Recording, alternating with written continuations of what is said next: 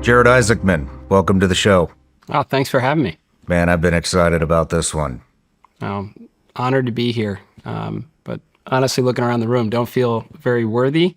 But it's great to be here and chatting with you. Oh man, a lot of people think that, but you're perfect for this show. So I've been following you. I was really excited about the NASA thing, and then, that got pulled, and we'll talk about that soon in the interview. But I appreciate the humility, but you very much. I love having you here, and it's an honor to have you here. So thank you for making the time. Oh, thank you. Thanks for having me. It's a real pleasure to meet you, by the way. You too. You're an American hero. So thank you. You too.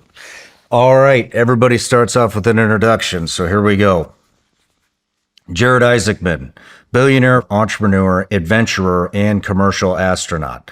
CEO of Shift4 Payments, a company you started when you were just 16 years old and now a global leader in payments. Founder of Draken International, world's largest private tactical fighter fleet for military training. Record-setting pilot with over 7,800 hours in a jet aircraft. That's almost 1 full year in flight. Commanded Inspiration 4 in 2021, the first all-civilian space flight, orbited the Earth for 3 days. Then you led the farthest mission into space since the last Apollo mission on Polaris Dawn in 2024, where you conducted the first commercial spacewalk. You were nominated to be the NASA administrator until pulled just days before the boat. You're a husband and proud father of 2 children.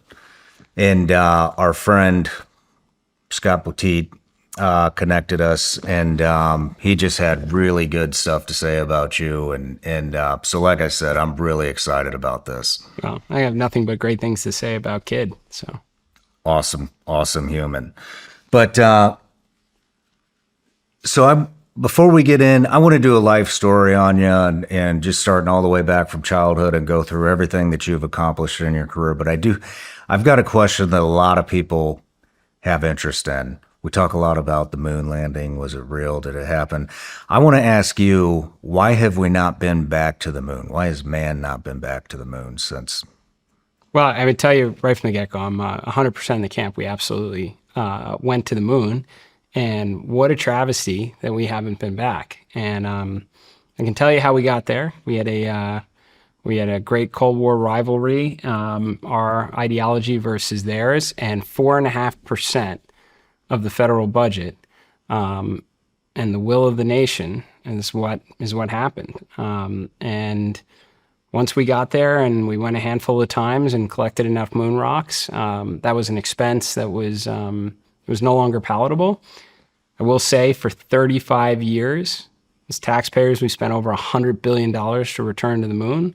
35 years later, we haven't been able to do it. That's obviously a big problem that we need to fix. There's probably a lot of underlying reasons associated with it, but what would those reasons be? It's interesting, and some of it goes to like even the competitiveness that we have with kind of the competitive nature of our country, our great geopolitical competitor in China that now has incredible second mover advantage on us.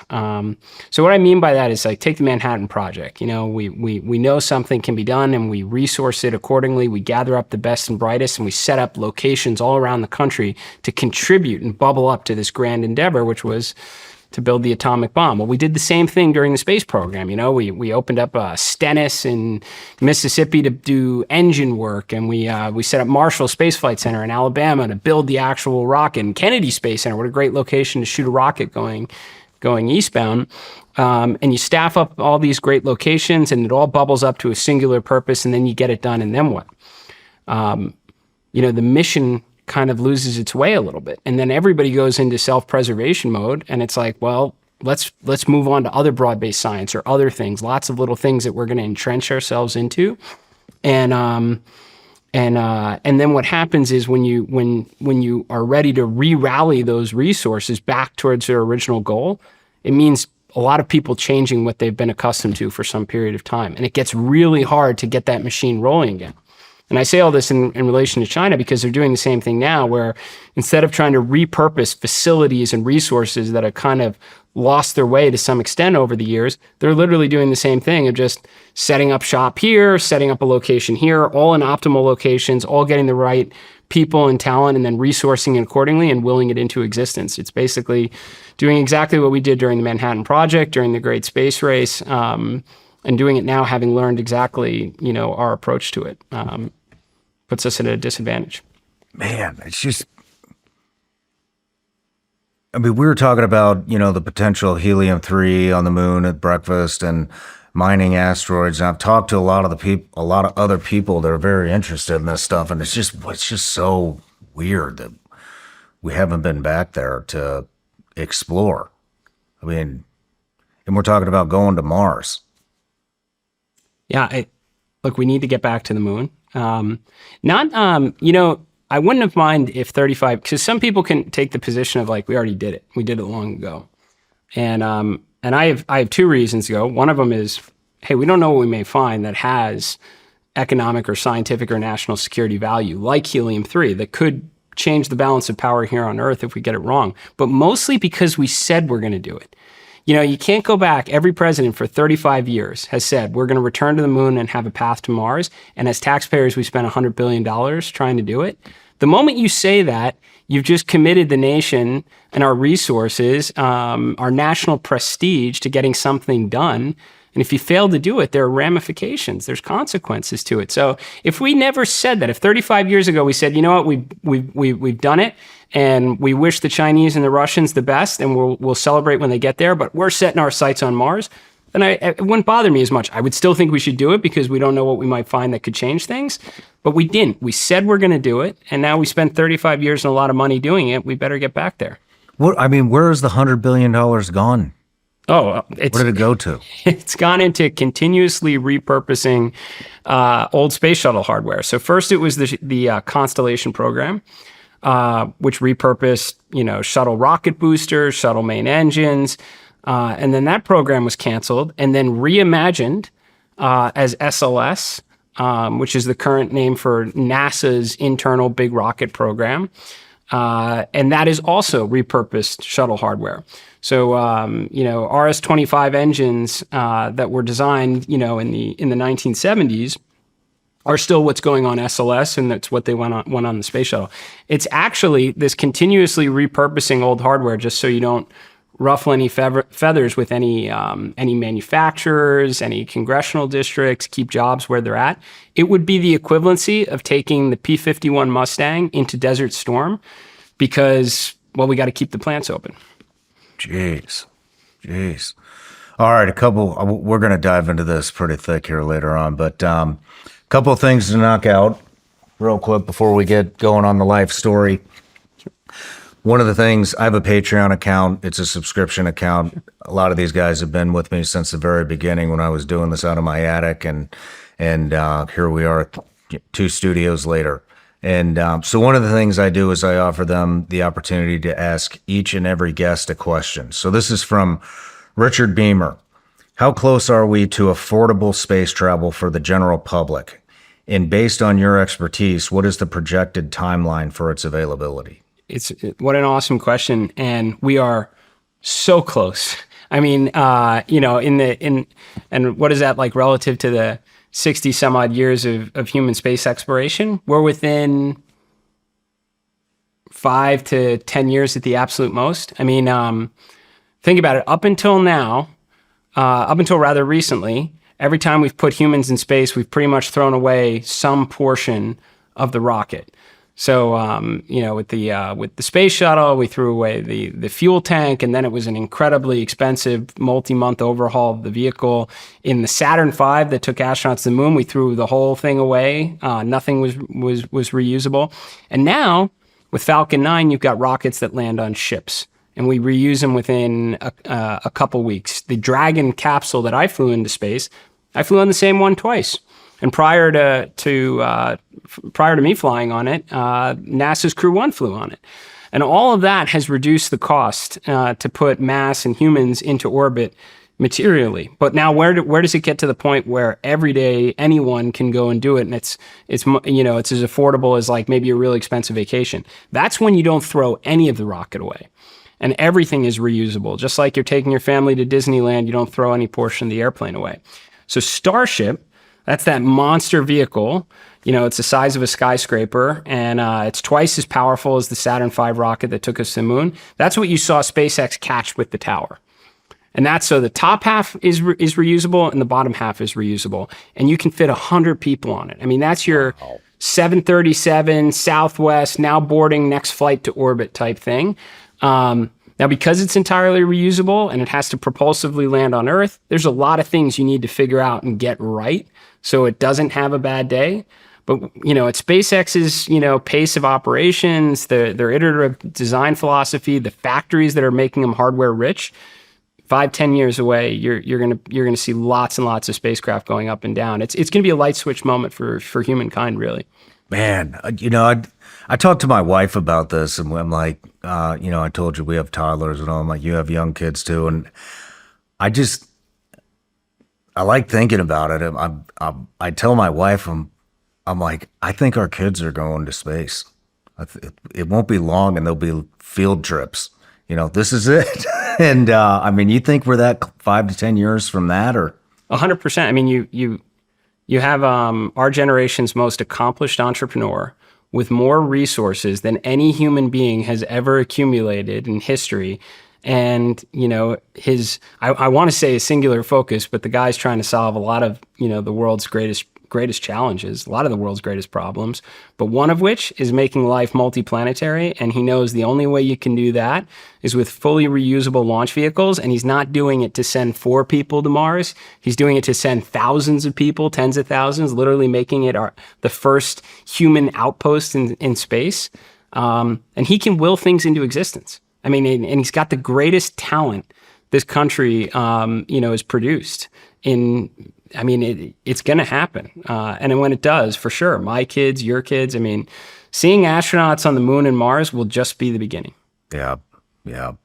I'm excited, man. I'm real excited about that. Me too. But, what do you think how do you think the world will change when, just from seeing everyday people get the opportunity to go to space, see what it is, feel that, see the Earth from afar. How does that change humanity?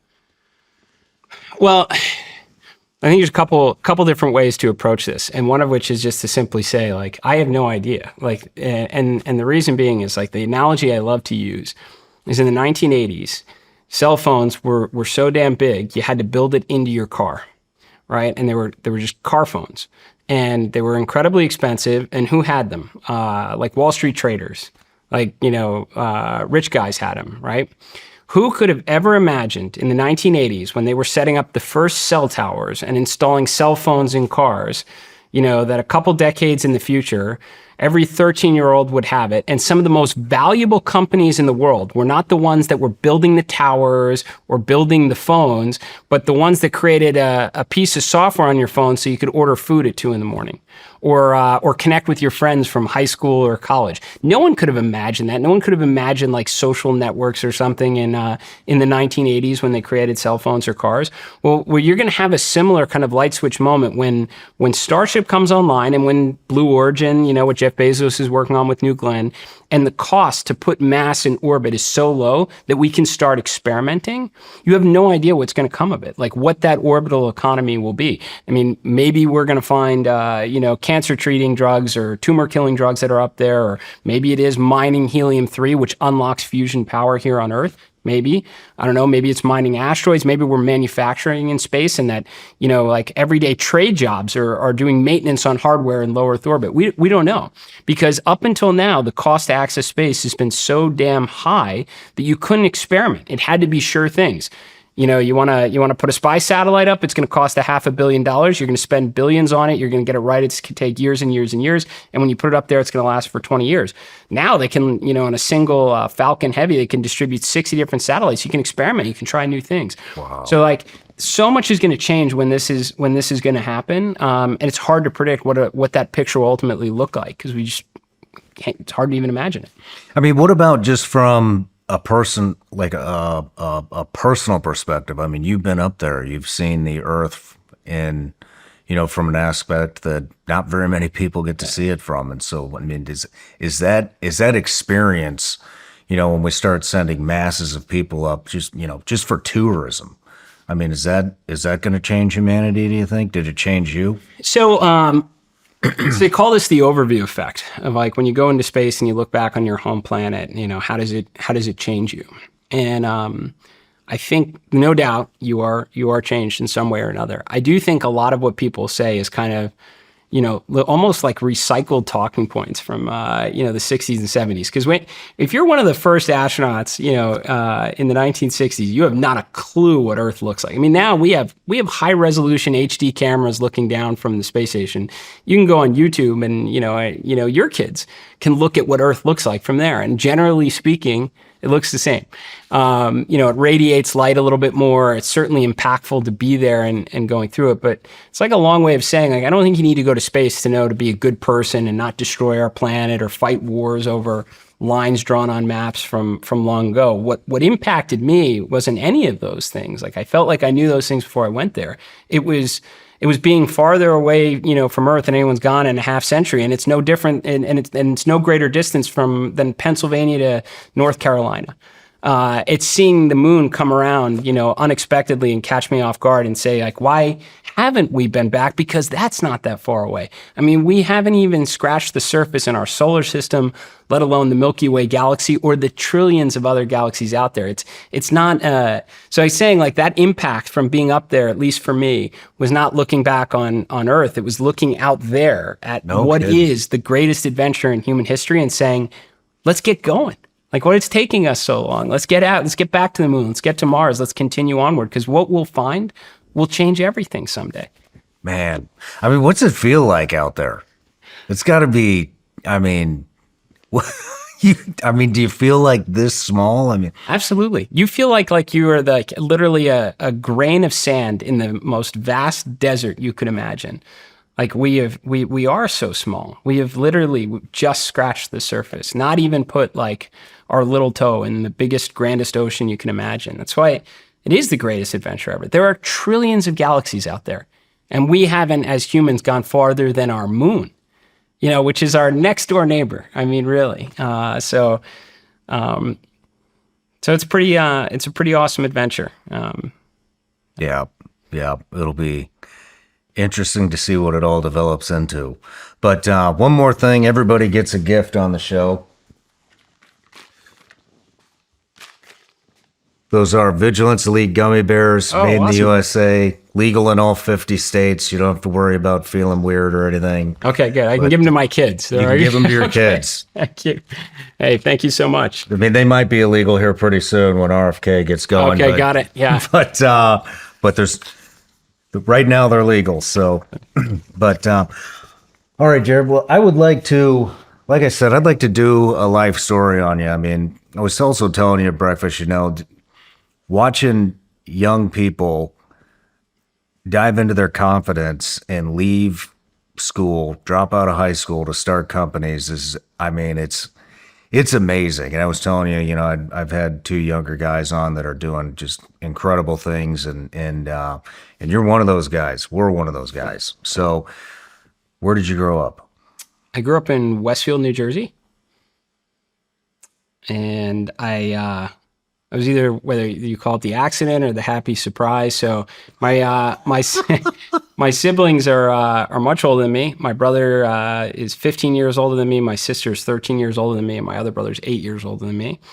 And so when I was growing up, they were all out enjoying their lives, and I was raised to be really independent. So I guess this all just meant I hated high school, because I was wondering, why am I here raising my hand to go use the bathroom or something, when my brothers are out kind of and sister, they're making lives for themselves. They're kind of on their own doing things. So I was able to convince my parents to let me leave school early. I did have to get my GED, and I did go to college and get my degree later on. But I wanted to kind of get out there and start making my contributions in the world. What did your parents do? So my father was an alarm salesman, and later when I started my company, he left, and and joined me in the basement as we kind of created what would become Shift4. And my mother, she was like a college recruiter for a while, but mostly she was just taking care of the family. Right on. So Shift4, it's 16. I mean, that's when you left, so the idea must have come earlier. I mean, when did you get into this? Oh, it's a really interesting story. I was working at so I started this kind of basement computer repair company with a buddy of mine who was just leaving for college, and to create leads, I went and worked at CompUSA. So it was like a big computer retailer. I think they're out of business now. They've been out of business probably for a long time. I remember it. And unless somebody like literally needed to buy something off the shelf, I was just solely using it to like create leads. Oh, you need to build a website. It's like, well, we can do that, or you need to fix your computers or something. So this company, these guys came in from a company called Merchant Services, and this is in New Jersey, and they were doing credit card processing, and this is in 1999. And they were trying to, they had some virus issues on their computers, but they were also trying to figure out what this whole e-commerce thing was, of being able to, enable people to buy things on the internet. And so that became a lead for my company. I was like, well, I have nothing here to sell you to fix this, but here's my card. And so they called, and my father had to drive me because I didn't even have a driver's license to their offices, and they offered me a job. And I convinced my parents to let me leave school and do it. And it's not because like as a kid, I dreamed of someday growing up and running a fintech. Like nobody's like, when I grow up, I want to run a payments company. No, when I grew up, I wanted to be an astronaut or a pilot, which that was way cooler. But I learned enough. So I wound up going working there for 6 months. I learned enough about this kind of emerging industry that I thought maybe you could do it a little better. Quit that job. Started Shift4 in my parents' basement. 14 years later, I bought that company, by the way. So came back full circle, Merchant Services. Nice. And now we have like 6,500 employees. We process payments in 6 different continents. How do you convince your parents to let you drop out of high school to start a company? What helps if you're not a good student right from the get-go. So they felt like I didn't have much to lose, You weren't a good student? No. Are you kidding me? I hated school. I looked for any excuse to not be in school. I mean, if there was like a fire drill, that to me was a pass to just skip the rest of the day. It was like, the teacher would ask, where were you? It was like, the fire alarm went off. I don't know. I got, discombobulated. I was in the library. I see you. So I was doing just enough not to like, flunk out. So my parents were losing patience with my, academic progression anyway. And the deal was like, you're taking care of yourself. We're not supporting you. And you got to get your high school diploma, and you have to promise us you'll go to college. So I was like, deal. And that's how it went.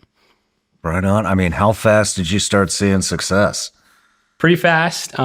We were, which by the way, I mean, everybody, you work really hard, and what a great time to start a company, by the way, when you're a teenager. You have no other responsibilities in life, no family, no kids.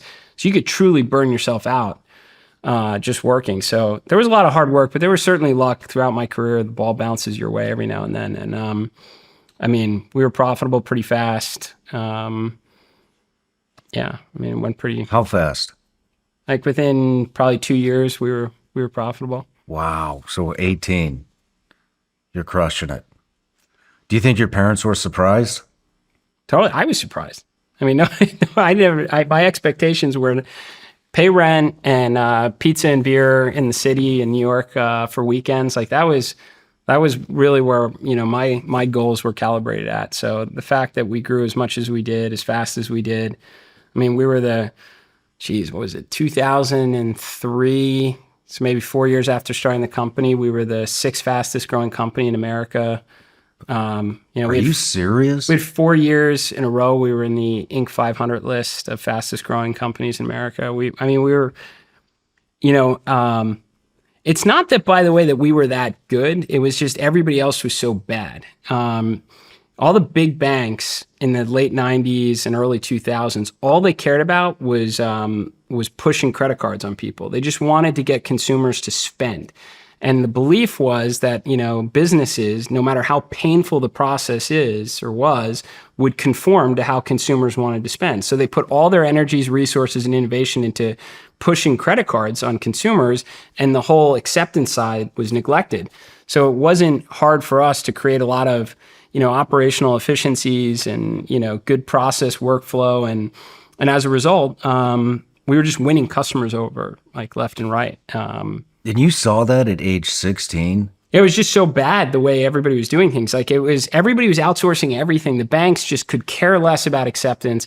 I mean, the example I used to give all the time is if you were 18 and you wanted a credit card in 1999, you went on the internet and in 60 seconds you got an instant approval of credit cards in the mail. But if you were a pizza shop in 1999 and you wanted to accept credit cards, the paperwork was like getting a commercial mortgage. Like it was 60 pages, copies of your passport, everything was like what do we like? Why is this so painful and complicated? How did you know this at 16? Because I was selling it. I mean, this is what I was doing when I worked at that company, Merchant Services. Like I had exposure for 6 months of trying to sell the service, and I was like, it's pretty bad. It wasn't their fault. It was just the industry neglected it.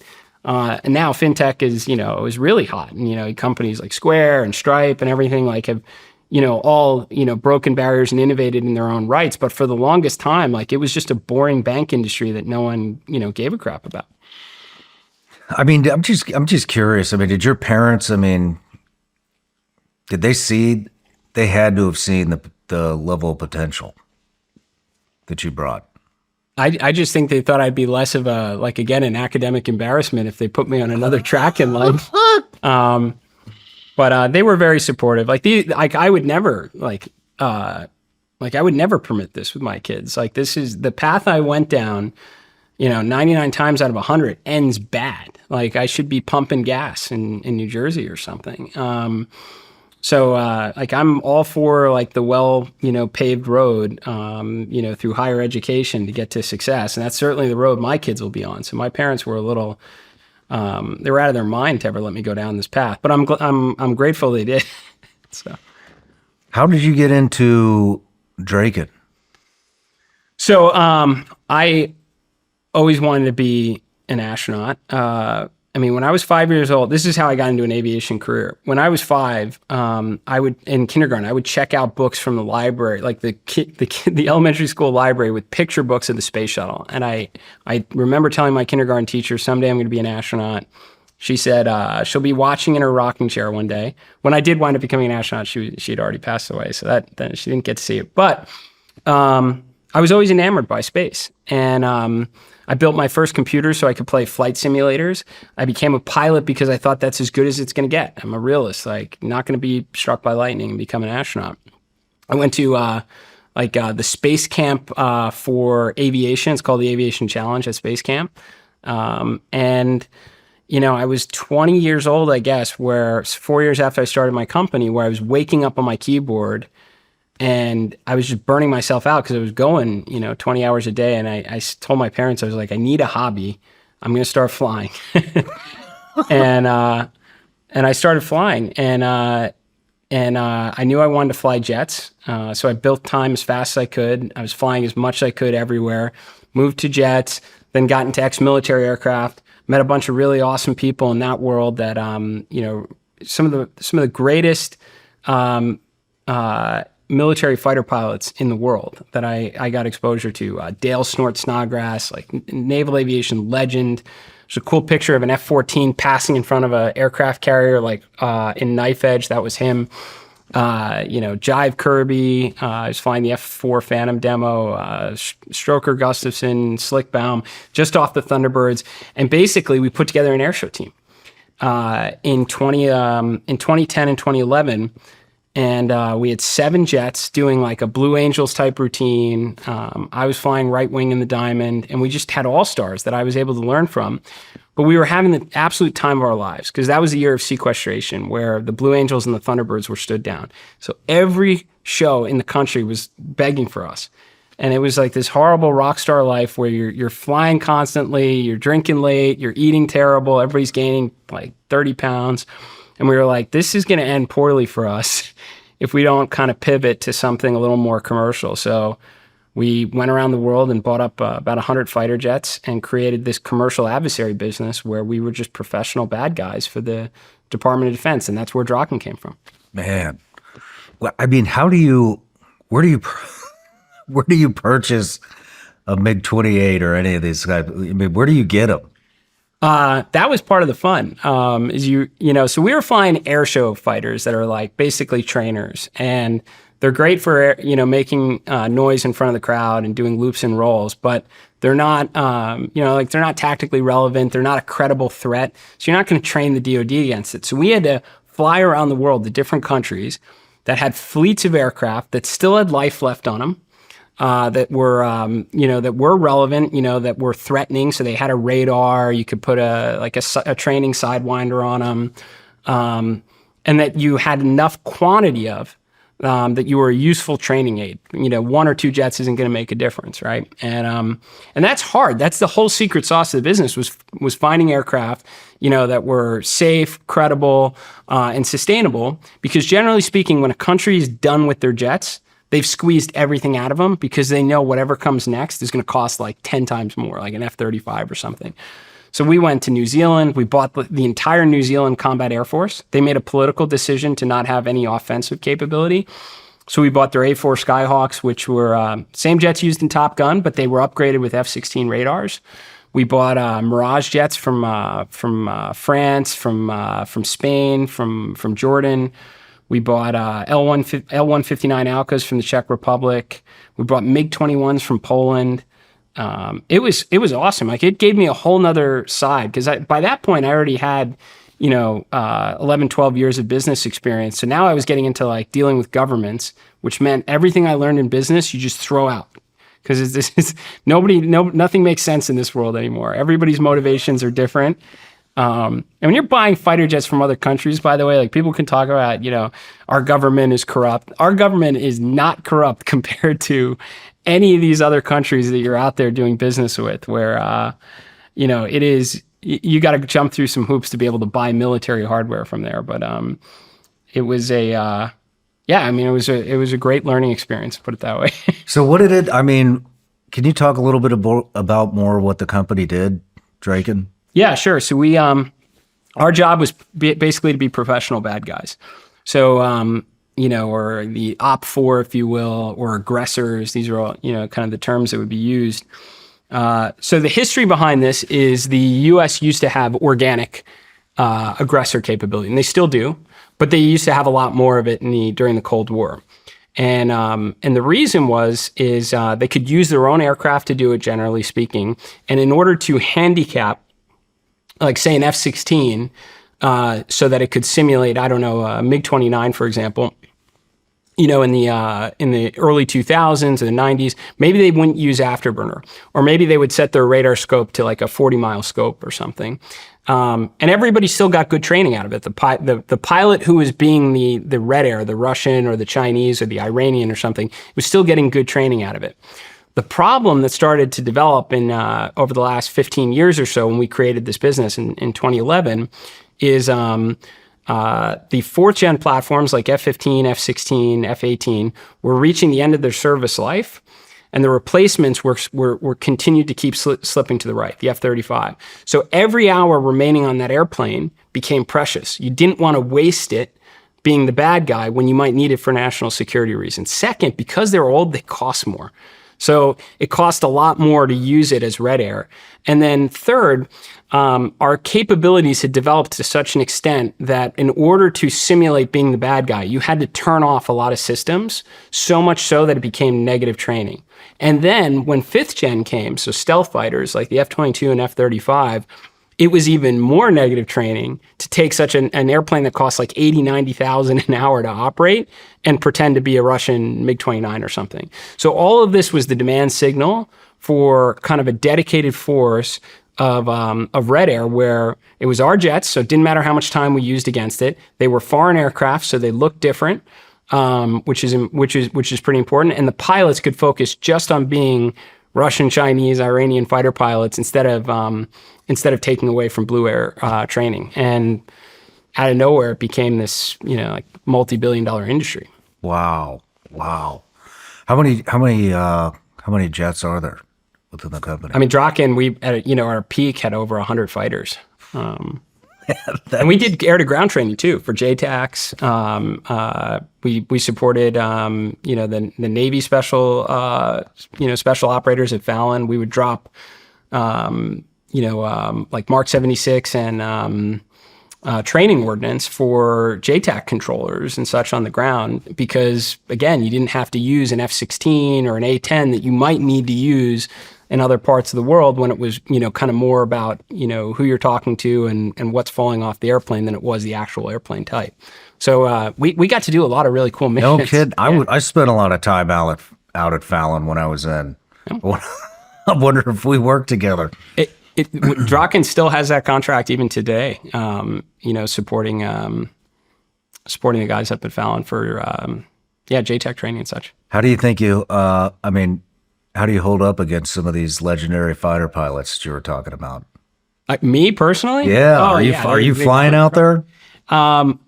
We used to fly together all the time. I would tell you that Snort Snodgrass was unbeatable. I think he was just born at a different time. He led all the Tomcats into Desert Storm. He was unbeatable. He was the greatest, like BFM. That's your in a phone booth knife fight kind of guy. Nobody could beat him, and he was an unbelievable mentor. I think he taught me a lot about just who I am, but also how I fly. And I've certainly had some successes against some of our less skilled fighter pilot friends, but. I'll bet. So, you were up, as the owner of the company, you were up there training our fighters. Yeah. Not anywhere near as much as like the dedicated line guys. Who did we hired people right out of the aggressor squadrons because they were very current on the tactics and the threat. But I did fly in it from time to time. I was part of a big exercise at White Sands Missile Range. We did a 16 turn 16. And we just got these new aircraft in from overseas, and I was the first one checked out in it, so I had to fly in it, which was awesome. Nice. That was cool. But I was in A4s when we were fighting the first kind of F-35, the JOT, the Joint Operational Test Team at Edwards. Flown in some A4s at Fallon, brought the first L-159s to Fallon, but nowhere near like the guys that were doing it full time every day. So being up there against our own. Mm-hmm. How do you feel? You feel pretty safe, or? So, I'll give you two sides to this. In the beginning, so when we first started the company, 11, 12, 13, 14, 15, I felt really good. So F-35s were just coming online, and I remember it was supposed to be just a 4v4, which means we should just get killed. A4s against 4 F-35s from the Joint Operational Test Team. And 3 of the F-35s ground aborted. So it became a 4v1. And we had used up the entire airspace. We had jets high, low on the deck, and from different angles. And this one F-35 just went around and made easy work of everyone, just dispatched everyone super quick. No kidding. And but what I thought over time, and this kind of comes to my only real like political position that I really truly care about, which is just the competitiveness of the nation.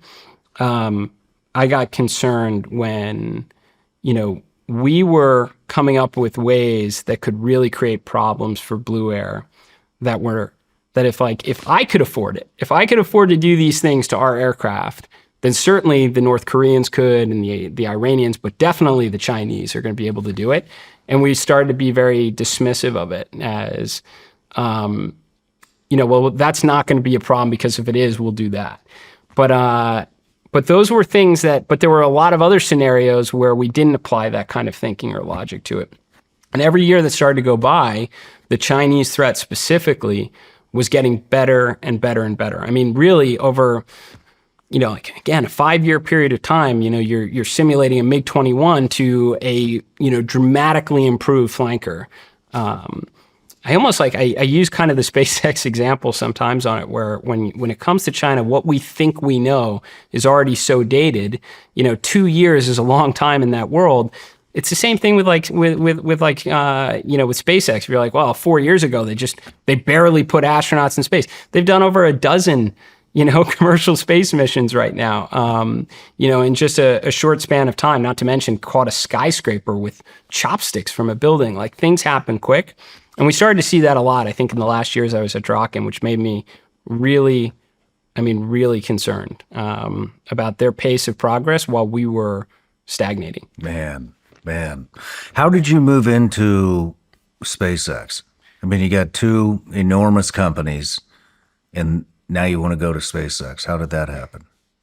Well, so in 2008, I did a world record flight it was just speed around the world. It was just a fun challenge. I wanted to do it, and did it also to raise funds and awareness for the Make-A-Wish Foundation. And when I came back from that, I was invited to go to Baikonur, Kazakhstan, by Peter Diamandis, who's he's like a serial entrepreneur, but very forward-thinking, brilliant guy, like MIT, MD. And he's like, "Do you want to come and see this commercial? It's a Soyuz launch from Baikonur, but it's going to have a commercial astronaut on it, Richard Garriott."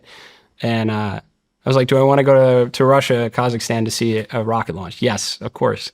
And I wound up going with a lot of the early pioneers of the commercial space industry, including a lot of the SpaceX guys.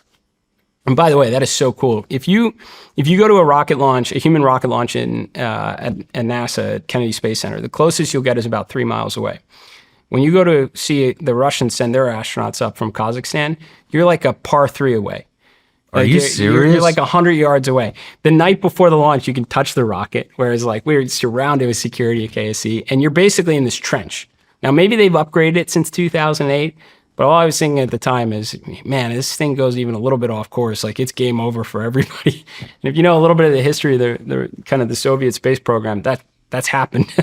It's happened more than once. But anyway, I met a bunch of the folks there, and I heard about this thing, Dragon, the Dragon spacecraft. I was like, well, I'm a pilot, and if the time ever comes where the goal always was from the get-go to make life multiplanetary, to open up space for the many instead of the few. And I said I'd be interested, and I just kind of knocked on the door periodically. And in 2020, they answered, and they said, "Yeah, we're ready." And in just a matter of weeks, we went from nothing to the first commercial space mission being announced, Inspiration 4. Man, that's incredible.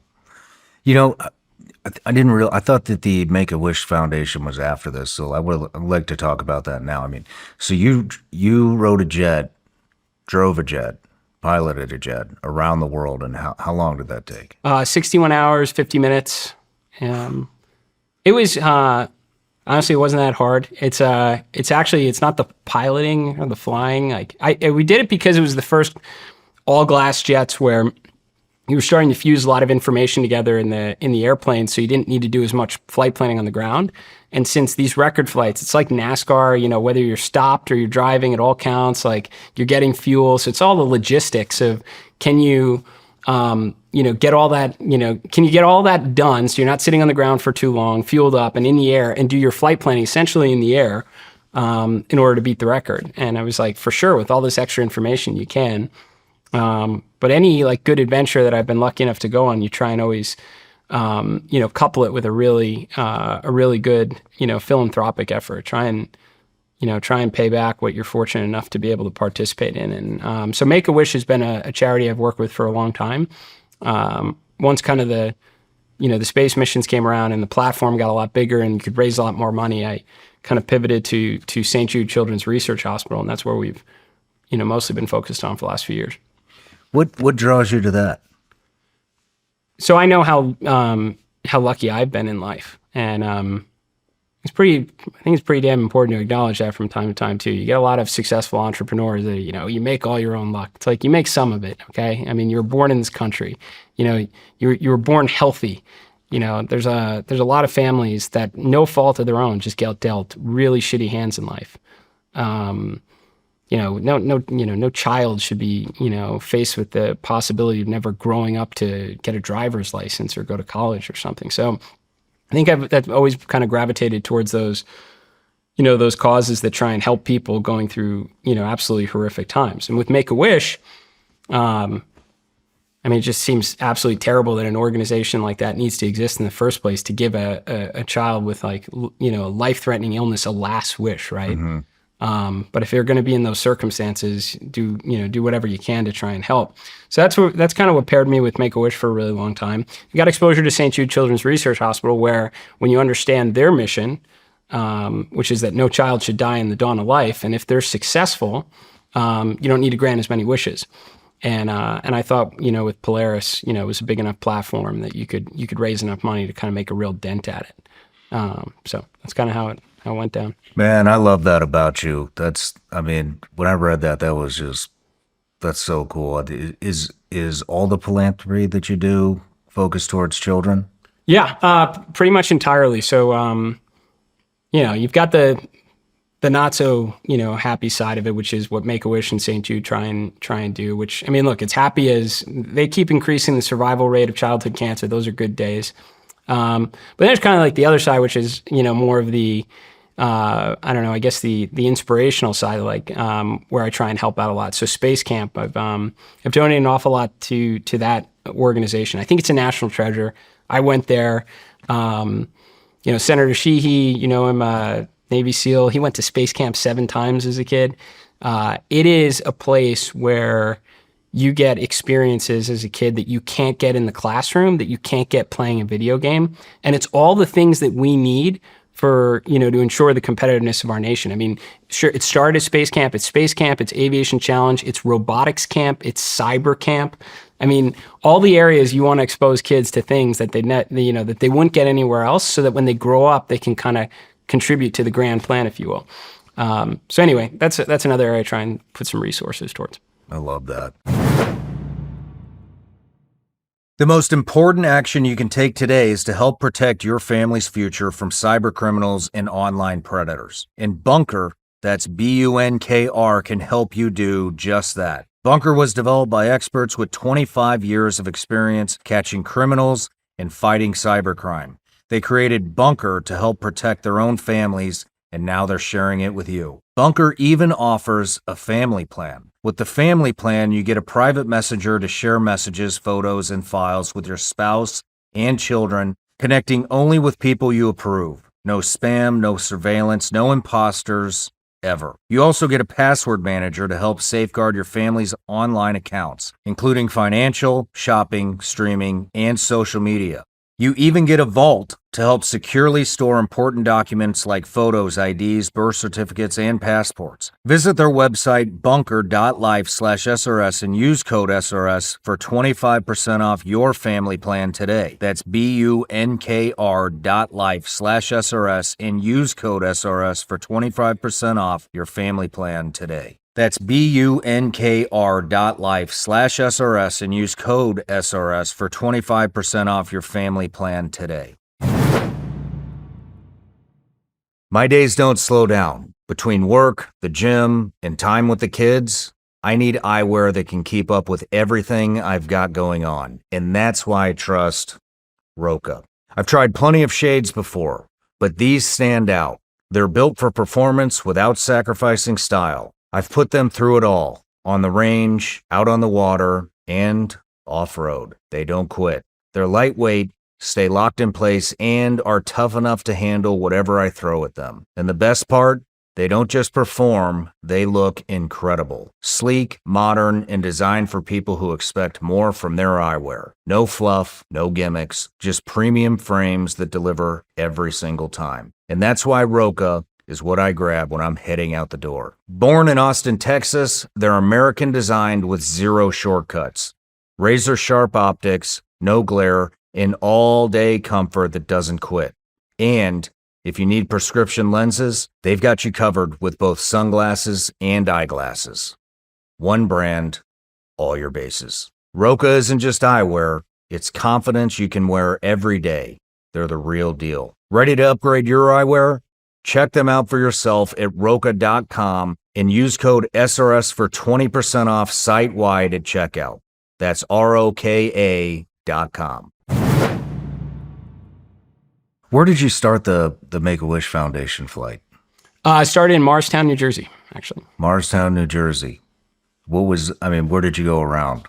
Oh, it was, you went up through Canada. So these were in light jets. So you can't cross the Atlantic or the Pacific direct. So went from Morristown, New Jersey up to St. John's in Canada. From there to the Azores. We had different routes each time, but basically from the Azores, usually either to Spain or to Sardinia. From there, like Greece to the Middle East, like Cairo or Luxor, Oman, Pakistan, India, Maldives, Thailand, Indonesia, South Korea, Russia. All times you had to go through Russia to get to Alaska. It's pretty cool. It landed at a big like naval base they have out there, which is pretty wild. So Right on, man. That sounds like a hell of a lot to do in 3 days. it's a lot of. I mean, it was tons of fun. All the adventures are fun, Yeah. Well, let's get back to SpaceX. So they call you up and say, we're ready to do this. I mean, how does that feel? I can't believe how fast it went, honestly, and also their willingness to even take it on. So at the time that Inspiration 4 was created, which was October of 2020, they put 2 astronauts up, Bob and Doug, on Demo 2. It was a demo flight. It wasn't even the return of operational capability to the United States after the shuttle was retired. That was NASA Crew 1. That came after. So to have the confidence, which by the way in itself is another travesty, that we went 10 years in this country with having zero capability to put astronauts into space. 10 years when the shuttle was retired in 2011, we had to send all our astronauts via Russia. So you think of all the things of SpaceX and Elon and, the good and the bad, they returned operational capability of the United States for sending astronauts into the high ground of space. It's like absolutely a travesty that we ever let ourselves be in that position in the first place. But I just think of the confidence they must have had in October of 2020 to say, yeah, we're ready to do this. And we're ready to do it with civilians. And they did, and they signed up for it. And then NASA Crew 1 launched. Crew 1 came home. NASA Crew 2 launched. And before even NASA Crew 2 came home, Inspiration 4 launched. So it was about kind of 9 months from when we said we were going to do it to when we went to space. What was the train up like? What's it like getting in there? It was, the training was awesome. It was, I've said it, my 2 missions to space, the time I spent on the ground with the teams at SpaceX and also NASA too. They played a part in both missions, just as good as going to space. To be surrounded by the best and brightest that are focused on such an amazing mission. We talked about St. Jude's mission of no child should die in the dawn of life. Well, how about, the world is a more interesting place when you can journey among the stars. That's a hell of a vision, right? It certainly calls to me. But yeah, you spend a lot of time, my first mission, you had to get all the academics. So everything about the vehicle, the Falcon 9 launch, the ground systems, it was death by PowerPoint for a really long time. And then you get to the fun stuff of being in the simulator, the centrifuge, and we went, out into the mountains. I brought my crew up Mount Rainier, and you're flying fighter jets. You're doing all those kind of good things to get comfortable being uncomfortable and build mental toughness. And in addition to, a lot of time in the simulator, and then eventually you go. But it's a great journey. So what was the first mission about? First mission was just showing it could be done. That was, it was kind of simple in that regard that, up until that point in time, you had to be one of those lucky few that got struck by lightning to get, essentially, to be picked to be a NASA astronaut or a Russian cosmonaut, and to show that you didn't have to be a perfect human specimen. The crew we assembled, which was a really inspirational crew, and I didn't know any of them. It all came together, essentially with luck. The stars aligned, where our medical officer was Haley Arsenault, childhood cancer survivor, 10 years old, has bone cancer. All she wants to do is live and grow up and be able to help other kids in the fight and work at St. Jude. So that's exactly what she did. She beat the odds. She grew up. She became a physician assistant at St. Jude. Never knew she was going to get a phone call one day that said, hey, you want to go to space? She was a great astronaut. First, still the youngest American to go to space. First astronaut to have a prosthesis. She has a prosthesis in her leg from her bone cancer. So anyway, she was totally awesome. The first black female pilot of a spacecraft, Dr. Cyan Proctor. I mean, a story about perseverance. She did everything she could. Her father worked on in Guam on a radio site talking to the Apollo 11 crew. So he was a contractor for NASA. She did everything she could to be a NASA astronaut. I mean, she's a PhD geoscientist. She's a pilot. She's done analog astronauts where they lock you in like shipping containers. She was runner-up in NASA selection process. Just never gave up. Ultimately, got picked. And then Chris Zimbrowski, Air Force veteran, worked on ICBMs and wound up riding a rocket. And was a space camp counselor. So it's just really awesome crew. But the goal was just to show it could be done. You know, pick these people at random, get it right, don't screw up. You screw up, you set back this whole idea of commercial space for decades, but you get it right and all the fun missions will follow. And we got it right. We did a bunch of science. We raised $250 million for St. Jude. And then now the fun missions have come. Yeah. I mean, what's it like being up there for the first time? It's still like getting struck by lightning, by the way. It is. It is. But it is, well, I'll tell you just on like kind of the health side of it. Everybody feels different. So that's like, you know, you can talk about the amazing views and how that impacts you, like we were talking before about the overview effect. But the simple reality is we didn't evolve to exist in microgravity. So everybody feels differently. And the bookends here are you feel like you're hanging upside down from your bed and it lasts for days, but otherwise pretty functional. That's your best case scenario, by the way. And then That's your best case scenario. The other end of the spectrum is you get incredibly sick, like horrible motion sickness, and you're throwing up for a couple days. And that's the reality. 600 and some odd people, almost 700 have been to orbit. Just more than greater than 50% will get what's called space adaptation syndrome, and they'll be a mess for a couple days until they get some shots and they feel better. And it has nothing to do with whether you get motion sickness on the Earth.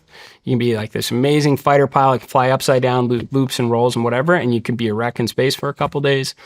So yeah, everybody feels different in orbit, but it's worth it. How did you feel? I'm one of the lucky 50% that does not get space adaptation syndrome. So for me, it was simply you're hanging upside down from your bed. All your fluid shifts up towards your head. Your cheeks puff out a little bit. You know, you kind of have this little bit of a brain fog for a day or so because you're getting used to the, you know, increased intracranial pressure. But yeah, that's what it feels like. Well, all right. Well, what about from a personal aspect? You feel when you reach it. Well, you feel incredibly fortunate and lucky to be there because you can't get to space without gaining a great appreciation for the thousands of people that it takes to put you there and to bring you back safely, and to know the history of the tens of thousands, the hundreds of thousands that came before you over the last 60 years to figure all this out for it to even be made possible. So I don't know anyone who doesn't get up there floating around, looking out the window, and doesn't have this profound sense of gratitude for everybody that helped contribute to make it possible. Man, that's just like, were you married at the time? Yeah, I've been married since 2011.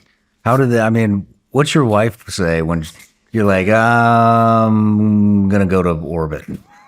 So I'm going to go to space. My wife and I have known each other for a long time. So we were on the same bus in middle school together. She was like the 12th employee at my company. We started dating in like 24 years ago, I guess. Like when it was still cool to date in the office, you know? And so she's been here for all the adventures, amazingly supportive of it. She'd probably prefer I don't go back to space. But I was explaining, like, relative to flying air shows 18 inches apart from other aircraft, like, I think it's safer. So I think that argument held. So she bought off on that, huh? Yeah. So right on. So you come back, and then are you right back in the program? So we had set out all these goals for Inspiration 4. We were going to put together an inspirational crew. We're going to do 3 days of science in space, and we are going to raise a bunch of money for St. Jude. And when we came back, we checked all the boxes, except we were a little short on the fundraising goal. We didn't set a $50 million goal, $100 million. We said we're going to raise, over $200 million for St. Jude, and we were close, And I felt you felt pretty accomplished. And as we were getting, we helicoptered from the ship that picks up the capsule in the Atlantic, and we were going back for some medical tests. And somebody on their phone, we didn't have our phones, was like, "Hey, Elon just tweeted and said, congratulations, Inspiration4, put me in for 50 million." And it was like there wasn't a dry eye in like the vehicle. we were all pretty emotional because we now far surpassed the goal. And I was like, well, this is it. Like we set the bar high. We got everything done. Like it's over now. And then a couple weeks later, I got invited to go to Starbase, Texas.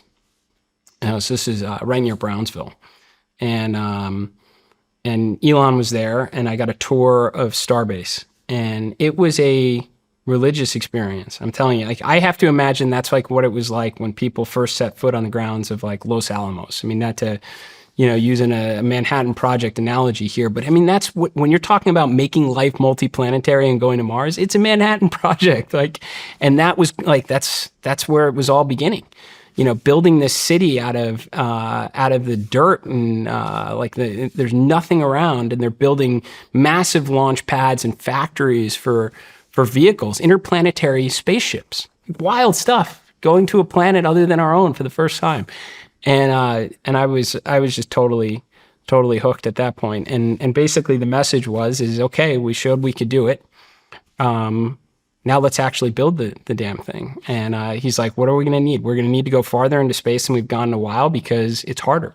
Farther you go out there, the harder it is to come home, and the more hazards there are. There's debris there's a billion bullets flying around in orbit right now. And even a 1 millimeter piece of aluminum at orbital velocities will shred a spaceship. No kidding. And 100%. We put the space station at 400 kilometers approximately for a reason, because the debris that's out there will burn up in the atmosphere very quickly.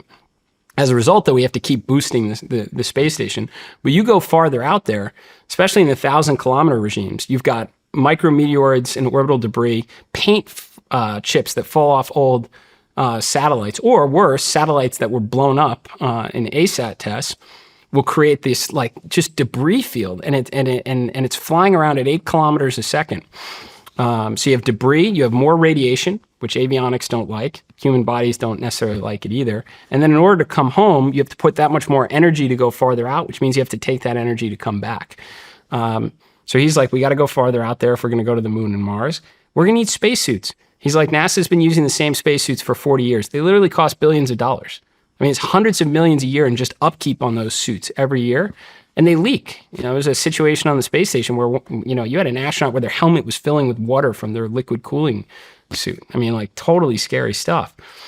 So he's like, we're going to need to build suits for thousands of people. And no one's done it in decades. So we got to do that. And we're going to need to test new forms of communication because, our various, legacy infrastructure of ground stations and TDRS satellites are 40 years old. And I was like, I'm totally in on this.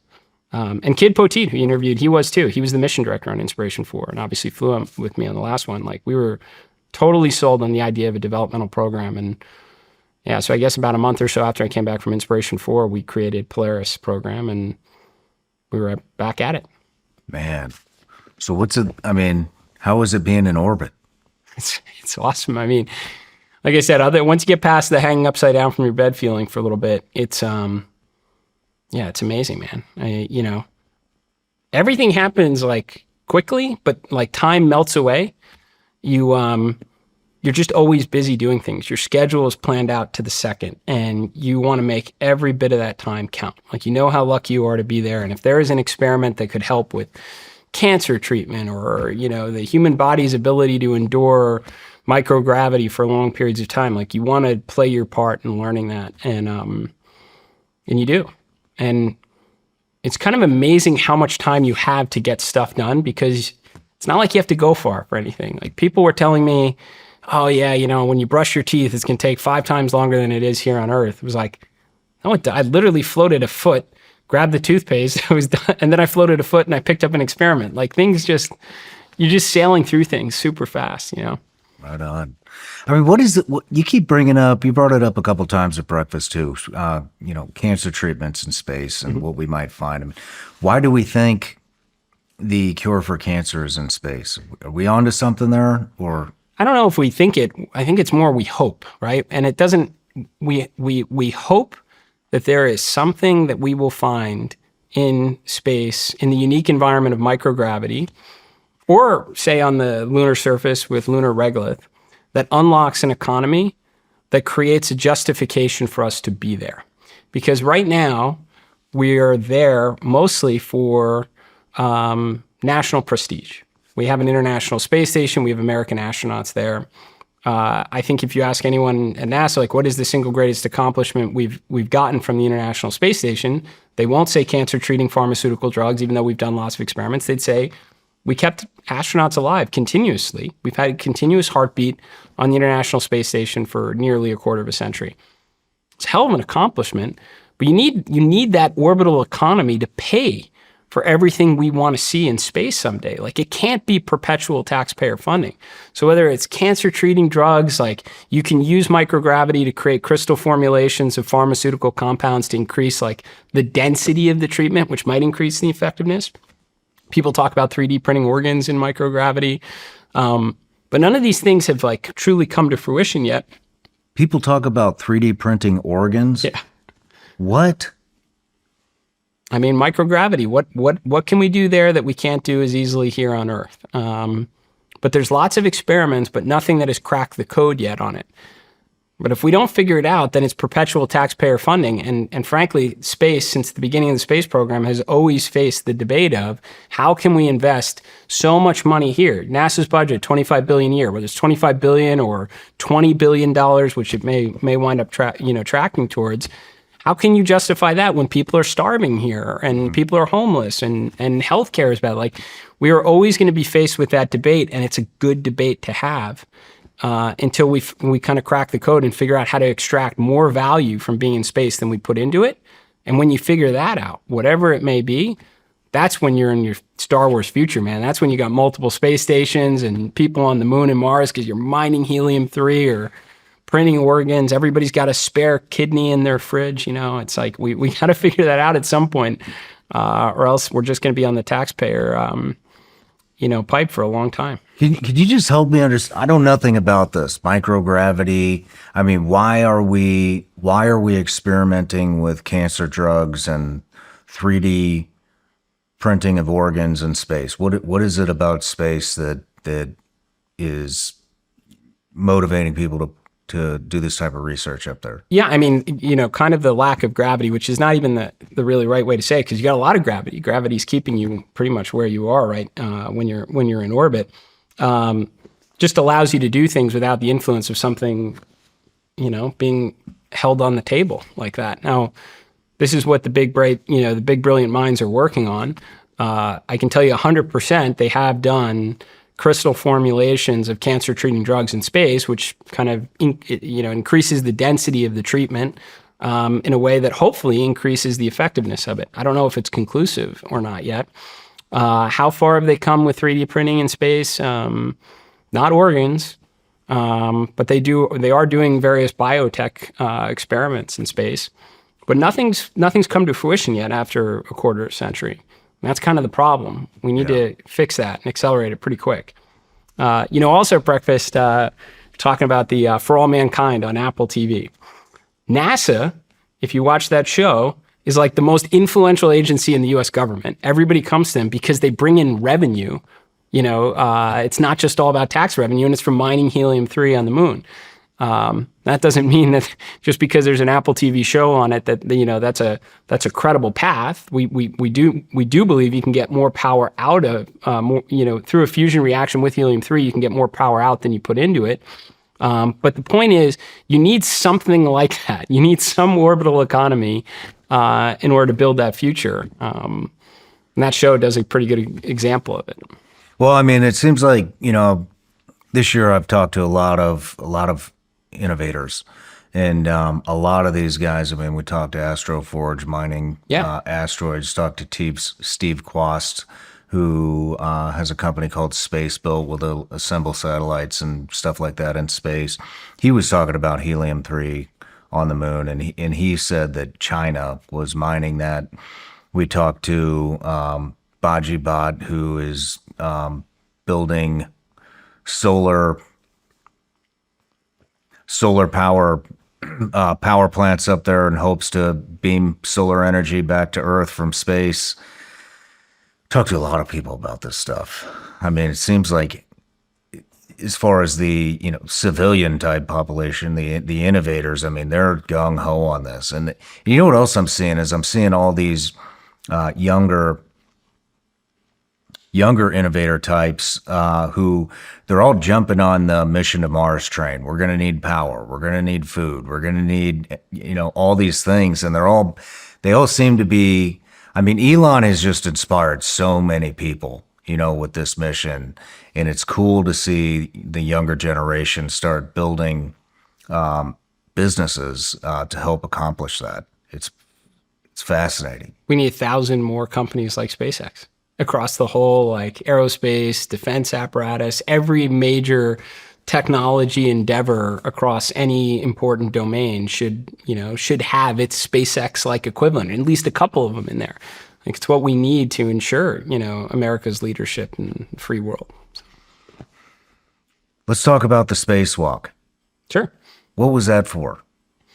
So we tested out the first new spacesuit that was made in 40 years. And SpaceX and their team of really brilliant engineers built it in about 2.5 years, and it's pretty important because people have been working a really long time to build replacement NASA suits, and it hasn't happened yet.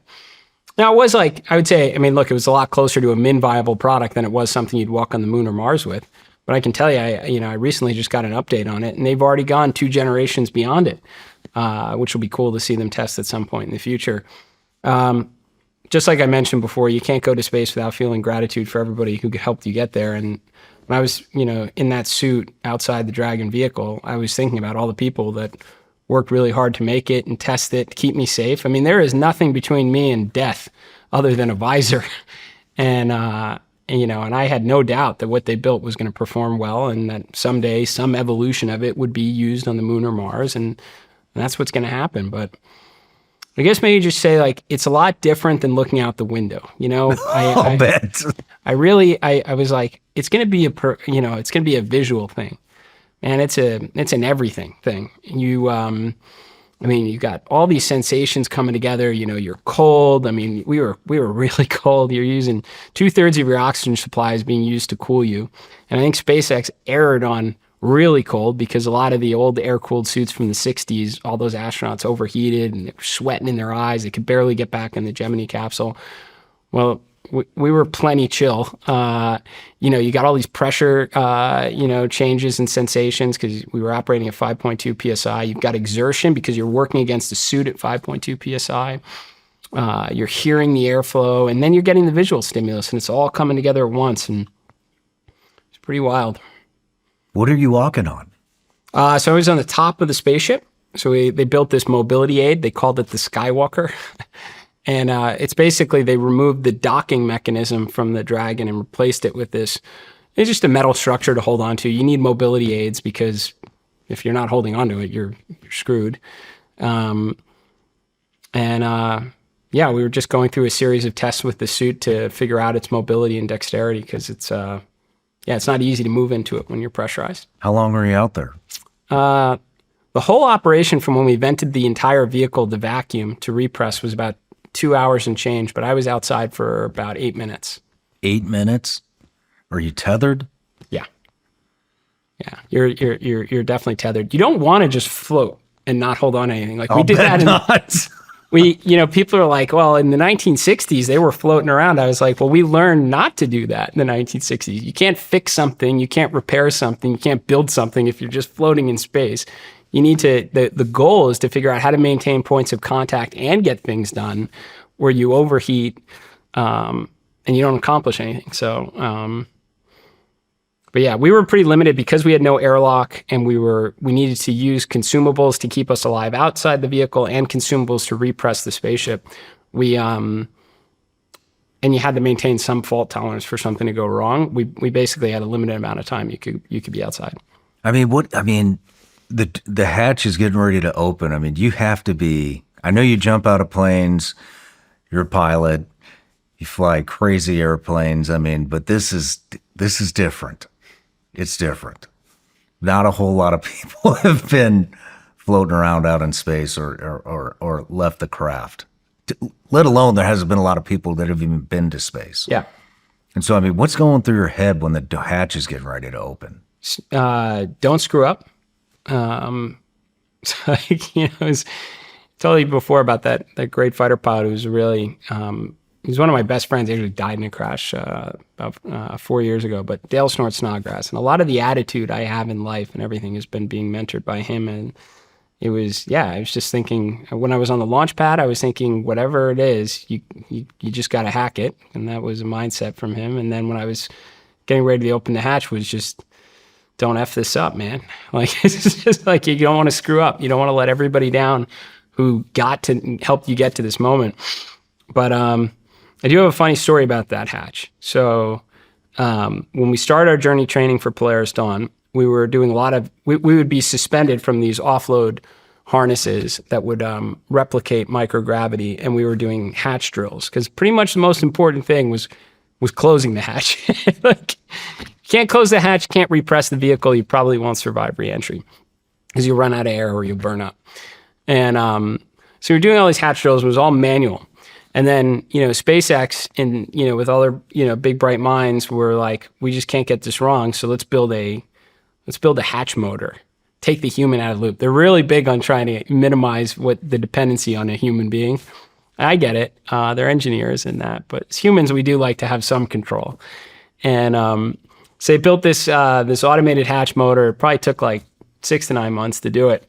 And then a couple weeks before we launched the mission, they're like, hey, we've been running some numbers and we don't think it's going to work.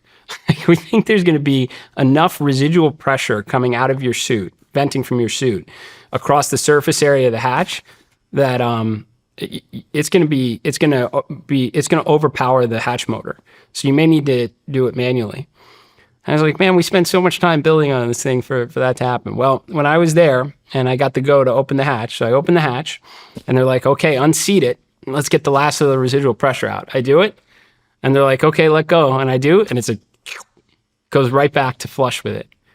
And I'm just looking at it. And then it was like a 2 or 3 second delay. And they were like, you're go for manual hatch opening, which was cool because you got to actually partake and do the human thing and open the hatch. And next thing you know, you're just staring out into the, just the black void. Is that what you saw? Just a black void? At first, until I climbed out, and then I was facing Earth. But I only had a couple minutes before we were in the eclipse, and most of the motion tests we were doing in the suit was facing away from Earth. So you're just looking out into just this dark black sky, and it definitely was what I was feeling was like a very unsettling, like almost it's a threatening environment. Like we don't know what's out there, but it's all very hazardous to us humans, and proceed with caution. Kind of like the explorers in the 1400s, like I may sail off the end of the Earth because it's flat, or there might be a monster there waiting to eat me, but I'm still going anyway. And that was kind of the feeling I had looking out into the darkness of space. Damn. Would you remember what continent you were looking at when you walked out? Sure. I was just coming over Antarctica, actually. I was in the very South Atlantic. I know because it was the highest radiation point of the orbit that I was out in. We were at 750 kilometers, almost like double the height of the space station during the spacewalk. And the poles are a higher radiation environment. So my heart rate sensor burnt out from rad hits. But yeah, I remember looking at, as we came over, it was just a portion of Antarctica going into the South Atlantic. Man, Ascending does time feel different? Did it feel like a short 8 minutes, a long 8 minutes, or just 8 minutes? Time just melts away in space, no matter what. Inside or outside, it was just just time just disappears. You're just always busy doing something. You're never wasting a second, and as such, like it just all kind of melts away. What was it like coming back in? Back inside the spacecraft? Yeah. It was disappointing. I would have loved to have stayed out there more. But I had another crew member, Sarah Gillis, and she was due to go out. So I didn't want to eat into any of her time. And unfortunately, she was out the entire time we were in eclipse. So she didn't get really any view of Earth at all. But yeah, it was, we both wish we could have stayed out there so much longer. So the eclipse, I mean, it would just darken the Earth? Mm-hmm. And so you couldn't see anything? Right, because of where we were coming over, off of Antarctica in the South Atlantic. So if you're over Europe, or parts of Asia or North America at night, you can see all the city lights and everything, and it's gorgeous. But where we were in the orbit, it was there just wasn't much in the way of city life. Man, what did Scott say when you came back? Oh man, what was the first thing Kid said? I don't know. I remember once we fully repressurized and we all opened our visors. I was like, whatever that smell is, that's what space smells like. And honestly, it just smelled like fresh nitrogen and oxygen. But other than that, we probably all remarked about how freaking cold we were. I mean, we were shivering. We all had these core body temperature pills, and we were all cold.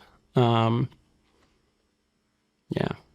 But, incidentally, obviously, Kid and I were on that mission together, but our two crewmates, Sarah and Anna, they're the women who've been farthest away from Earth ever. Pretty awesome. And they're brilliant engineers. Really great people. So when you come home, did you guys have a debrief with Elon and the crew that made it possible? Elon wasn't in the debriefs. He was incredibly engaged in all of the major milestone meetings that lead up to a launch. So you have a launch readiness review and a flight readiness review, and it's like a full scrub of everything, including all the risks, all the open risk issues that could potentially play a part. He was super involved in that, and he showed up to the launch too. We didn't see him because we were already strapped into the vehicle. But the debriefs are usually with the engineering teams that own various components. So you'll do kind of a general crew ops debrief, and then you'll go almost system by system, and which is awesome. Like it's fun thing to be involved in and kind of share what you learn from it back to the people who are going to try and make it better and more reliable. But yeah, Elon wasn't in the debriefs, but he was definitely in all the big decision-making points leading up to launch. What kind of questions, were they asking you? Other than the systems and stuff that none of us are going to understand, there has to be a ton of questions about what was it like. They don't generally ask things like it is usually more technical or operational related. The first thing, which is immediately after you come back, is anything that poses a safety of flight risk to the next crew up or those that are up there on the space station that have to come home. So they'll go very specific into things that they need to know immediately. So like my first mission, Inspiration 4, the toilet broke. And it was not something we did to it. There was a line under the floorboards that disconnected, and you had really no indication. Bottom line is like urine was just getting sprayed into the bottom half of the vehicle. It's down, kind of it's not like you'd see like pee floating around. It was trapped underneath the vehicle in a bad spot, and it was mixing with this chemical that accelerated the corrosion on the pressure vessel of the vehicle. And in 3 days, that combination of urine and that chemical actually started corroding portions of our spaceship. Oh, wow. So they needed to figure that out immediately because NASA Crew 2 was on the space station.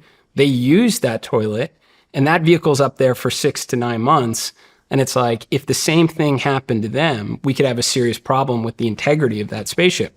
And the same thing did happen to them. And there was a lot of corrosion. And SpaceX had to immediately go to work and do a bunch of testing to make sure that hull of that vehicle was capable of surviving the conditions of reentry. So that becomes like kind of day one priority. Or something with like the parachutes or an avionics issue. Like they want to get to the things immediately that affect human life. And then some of the nice to have stuff that you don't need to figure out right away, that's like 2 weeks later, 4 weeks later, and it's kind of more technical. Gotcha. Have you spoken with Elon since you got back? Yeah. I mean, what kind of questions did he have? He didn't, I was nominated for the NASA gig,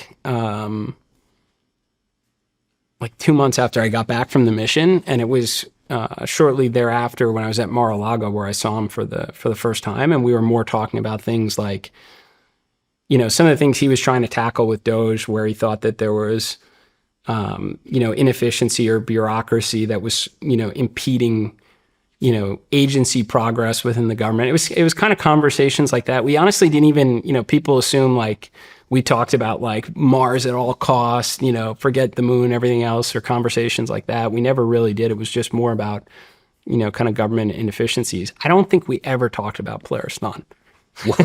Wow. Are you serious? He always moves on to trying to solve the world's biggest problems. Yeah.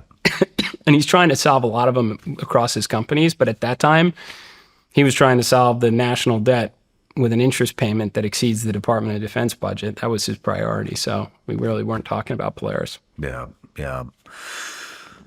I mean, when it comes to, getting to Mars and everything that SpaceX is doing, it seems like everything is geared towards that. I mean, what is it going to take to get there? Yeah. Well, I would say first, like they're very good at setting very challenging goals at SpaceX. But when they achieve them, the capability has utility beyond that. So, they need, they want laser link communications between spaceships, but, that also creates a giant mesh network across their constellation of Starlinks, which allows them to sell more consumer broadband and solve airplane and ship and vehicle internet connectivity, not to mention people living in sparsely populated areas, which contributes revenue, which further funds space development. So my point is, like, they kill a lot of birds with one stone. So yes, there is certainly an organizational objective of making life multiplanetary, and our best first stop on that journey is Mars. But when you have a fully reusable vehicle that tops off and refills propellant in low Earth orbit, you can send it anywhere. You can send it to the moon if you want. You can send it past Mars. It doesn't necessarily even have to have people on it. You could use it to send cargo for point-to-point DoD applications. You could put giant telescopes in them and send them to every corner of our solar system and have them be like these prefab, discovery probes, because you basically have factories building these prefab spaceships. So the point is, even though it's like kind of a Mars focus, what they will get from this breakthrough of fully and rapid reusable vehicles has like broad utility. But man, Mars is a hell of a goal. It is a Manhattan Project, and there is a lot of things they're going to have to get right, and a lot of things the government is going to have to do. It can't all be on SpaceX's shoulders. And for that matter, all those other entrepreneurs you were talking about, they're all trying to contribute to that effort. Lots of problems that need to be solved in order to make that dream a reality. I mean, what year are we looking at here? Is there a time frame? I would say that within 10 years, we'll have astronauts on Mars. I mean, I don't want to ever be out of sync with some of Elon's timetables, but I think he's even recalibrated to, probably 2030s are a lot more realistic than. But we're going to see some cool stuff along the way. Like, do I think in 2026 he's going to send some starships with some Optimus robots on them, and maybe some will crash into Mars, maybe some will land? Totally. And that's going to look pretty awesome when you see a robot walking around on Mars, even if it happens in 28. So it's not like we'll be without some entertainment over the next 10 years until this happens. I mean, what are some of the biggest obstacles? I mean, we've got power and/or fuel. We've got food. We've got oxygen. I mean, you just brought up all the debris that's going. I've never even thought of that. Yeah. I mean, are there going to be refueling points? Are we going to stop on the moon? I mean, what are the big problems that we need to solve before he does that move? I think there's two problems that we're going to have in order to make that dream a reality. There's a lot of them. I mean, look, the reentry of Starship into the Mars atmosphere, propulsive landing, all that. But let's just assume they solve all those things. How do you come home? So that's the biggest issue I think of, is like, you will be able to get astronauts there a lot sooner than you would be able to bring them home safely. And there's no one-way missions in this work. Like, if someone wants to sign up for a one-way mission to Mars, auto-excluded from the list. See ya. Like, you were absolutely the wrong mindset to go on an endeavor like that. So you have to have pretty high confidence that you can get people back. Right now, if SpaceX were to do this entirely on their own, they're going to need to mine propellant, manufacture propellant on the surface of Mars. And they need a lot of power to do that. So you need either a nuclear reactor on a Starship to create surface power, or you're going to need like endless football fields of solar cells, which I don't love that idea, because I don't know you're going to have 1 million Optimus robots maintaining it and cleaning off all the dust and everything. Not to mention, the farther you are away from the sun, the less utility there is in solar power. So I think it's going to be nuclear, and you're going to need to make propellant to top off your Starship to launch back home. And if you see Starships launch here on Earth, they have this whole stage 0, which is the whole tower with 1,000 people working on it under an atmosphere in 1G, and it still doesn't go always great. So, pulling off that operation to refuel and come home is going to be hard. I think the government can help with that by kind of working on what no one else is capable or willing to do. That's hard, the near impossible, which is start building nuclear electric propulsion, nuclear spaceships. I think it's absolutely the right mini Manhattan project for NASA. Get America underway under nuclear power in space. If you can do that, you take a lot of pressure off of the in-situ resource manufacturing. And then number 2 is going to be the human. People are going to have a hard time. So nobody likes talking about this because it takes away the hero image of the astronaut. But you've had plenty of astronauts freak out in space. They've tried to kill their whole crew before. Like there was a lock put on the space shuttle door for that reason, because somebody tried to open the hatch more than once and take everybody out. There's a lock on the Dragon space capsule for that reason. That was a carryover from that time period. It's happened to Russian cosmonauts. It's happened to American astronauts. And this is during a time when most of the American astronauts were the best of the best coming out of the military. So it is a unique environment, and that stressor has caused people to crack. So that's the psychology of it. Now, when you're in low Earth orbit, you can be in the water in 90 minutes.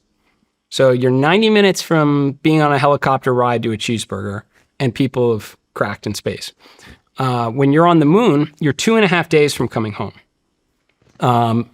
And when you're on Mars, you could be anywhere from 6 to 9 months to well over a year before you can come home. So, and think about it from you get into the psychology of it. When you're in low Earth orbit, you look out your window, you see big Earth. When you're on the moon, it's still the blue marble. When you're on Mars, it's a blue speck in the sky. So, we're going to have the psychological issues to deal with when you send humans to that environment, and then you're going to have physiological issues, which is we didn't evolve to be in sub 1G. So astronauts spend 6 to 9 months on the space station. They come back to Earth. They're a wreck for 2 weeks, right? So basically, that's the equivalent time of going to Mars. So when they get to a reduced gravity environment and they step off the spaceship, are they going to throw up in their helmet? What if we have to do surgery? Nobody's done surgery in space. I mean, it's only a matter of time when you're on multi-year missions that someone's going to have a ruptured appendix maybe or something else that goes on. So all the things that make us who we are going to be highly problematic on journeys of 2 years plus in space. And we got to figure that out. At some point, that doesn't mean you have to have it for the first 4 people, but if you're talking about sending thousands of people into space, there's a lot onto an outpost on Mars. there's a lot from the psychology and physiological side of being a human being that we have to figure out. Man, it's just something I can't even fathom. I mean, sending thousands of people to another planet when we haven't even sent anybody back to the moon. And how long has it been? 60-something years? Yeah. You know, All 17. and I mean, what is 53 years. what do you think the plan is? I mean, when we got 1,000 volunteers, we're going to Mars. I mean, what does that look like? Well, first, I mean, again, I think you got to have some of the most highly screened individuals possible. And because we haven't learned anything about this yet. Like I'm the analog astronaut environments where they put people in like shipping containers and these bubbles. Like, look, you do learn some things from it, but you open the door, you're on Earth. You know, if somebody's having a heart attack, you open the door, like they're gonna, you know, it's you always know in your mind that underneath you is your home planet.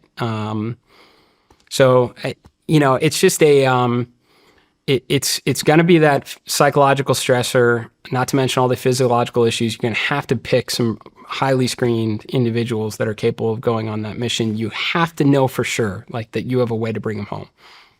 There are no one-way missions on those first ones. You get that right, and then you can start building up that outpost. Look, in terms of the technical skills to go, whether it's the moon or Mars, the incremental velocity, whether you're going to the moon or Mars, is negligible. So if you can build a spaceship and top it off in low Earth orbit with tons of propellant, you can send it to the moon or Mars. The only difference now at this point is habitability, landing, and how you come home. And Starship should be both for, you know, should be able to work fine for both, considering both are designed for habitability, landing. But coming back from the moon is a hell of a lot easier than coming back from Mars. I mean, have you thought about that? Have you thought about what civilization looks like on Mars? It's going to be horrible. Let's say it's, you know, I mean, if 2030-ish seems to be the goal, what does it look like in 2050, 2060? Not much better. I mean, it's going to be horrible for a while. That's why, like, there's a spectrum here of making life multiplanetary. Elon has correctly identified probably the most important goal for Mars is to make it self-sustaining. So if someday something terrible were to happen on Earth and the resupply ships stopped coming, that you know, our species could continue on. Totally. You know, from my perspective, like, Mars doesn't have to become Earth. It never will become anything like Earth, not in any foreseeable future. It is more of an outpost in my mind. It is more akin to a research station in Antarctica than anything else. Like, we need to get there and show that we can get there and that we can, you know, maintain an outpost and, you know, generate power and propellant and learn things with the idea that we are going to continue on, that it is one stop on a much longer, grander journey, because that is not going to be a good home. And we also have never faced anything like this in our history here on Earth. You know, the age of exploration, you get on a ship, you go from Europe to the New World. Trees are trees, water's water, fish are fish, deer are deer. You work really hard, you chop down enough trees, you build a bigger house. You know, you figure out, you know, you're trapping fur and you're selling enough of it, like you're wealthy or whatnot. You could spend your entire life on Mars, you're going to be in a bubble. Like, you're not going to go outside and, you know, chop down more trees and build a nicer bubble. So life there is not going to be pretty, but we have to go there, and we have to have that stepping stone if we want to go even farther. And we must, because even Mars is, you know, again, it's our next door neighbor. It's nothing compared to the trillions of galaxies out there that we are inevitably destined to explore. How do you think NASA, I mean, you had mentioned earlier that SpaceX shouldn't be the one to have to head all of this up. Where does someone like NASA fall into play? Yeah, so it's a fantastic question, because of late, you know, there's been this kind of like, do we even need NASA anymore? Of course we need NASA. Like, NASA, a government agency, why are we all chipping in as taxpayers into an agency like NASA? Because you need NASA to do what no one else is capable of doing. Like, what no organization, nonprofit, or company is capable of doing. And that's what they did for a really long time. And parts of it today, they still do. Like, the whole science, planetary sciences side, heliophysics, like, they're doing things that no one else will do unless we as taxpayers fund it. And we should, because we should want to know about the solar system around us. We're highly dependent on our star. We should know as much as we can about that. Star can get angry at times, create solar storms. It's problematic for our way of life on here. We should study these things. But then there's another side of NASA, and it's about 40% of the budget, that does a lot of things that SpaceX and companies eventually like Blue Origin and Rocket Labs and Stoke will be capable of doing. And that's a problem. It's a problem when NASA's in the business of building rockets, and so is Blue Origin, and so is SpaceX. Because if you're doing what other people are doing, you know, what's the draw? Why wouldn't you just go work at SpaceX and you get a bunch of stock that's going to be worth money, or go work at Blue Origin and get a bunch of stock that's going to be worth even more? NASA needs to constantly be recalibrating to do the near impossible, what no one else is doing, and the things they figured out, they hand off to industry. Industry is going to build rapidly reusable rockets that'll reduce the cost of space materially. Awesome. I hope SpaceX and Blue Origin and Rocket Lab are competing like crazy because they're going to make their rockets awesome and lower cost. What should NASA be doing? What they can't. Build nuclear spaceships. Like, no, these companies are not going to play around with highly enriched uranium. They're never going to take the liability nor get the approvals to launch nuclear reactors with highly enriched uranium in it. That's exactly what taxpayers should be funding NASA to do. And in doing so, it will help enable commercial industry do what they want to do. So that's kind of the division of responsibilities, I think. Mm-hmm, mm-hmm. And then, what do you think the most important part of the journey to Mars is? Is it exploration? Is it a fallout shelter if Earth ceased to exist? I mean, what do you, in your mind, what is the most important part, or all of the parts of why we should be going there? Well, there's an optimist side and a pessimist side. The optimist side is like, who knows what we may find? Mm-hmm. What if we find that there was life there at some point in time or another? That'd be quite the development, wouldn't it? And actually, it's very helpful for funding all things space related, because in my mind, there's only two ways you have the future that we all dream of someday. One of which is an orbital economy that helps pay for it all, or two, find proof that we're not alone. Because if you do, the demand for that knowledge will be insatiable, and it will fund lots of exploration and discovery missions. So there's possibility we might find proof of life. The capabilities we will develop in order to get to Mars will become a national asset. We could use it for transporting telescopes, for mining asteroids, for going to and from the moon and helium-3, like all these capabilities, like I mentioned before, that will need to be pioneered in order to make that mission possible, will be useful. You build nuclear spaceships, you could have solid-state lasers in space, you could have a whole new Golden Dome apparatus as a result of it.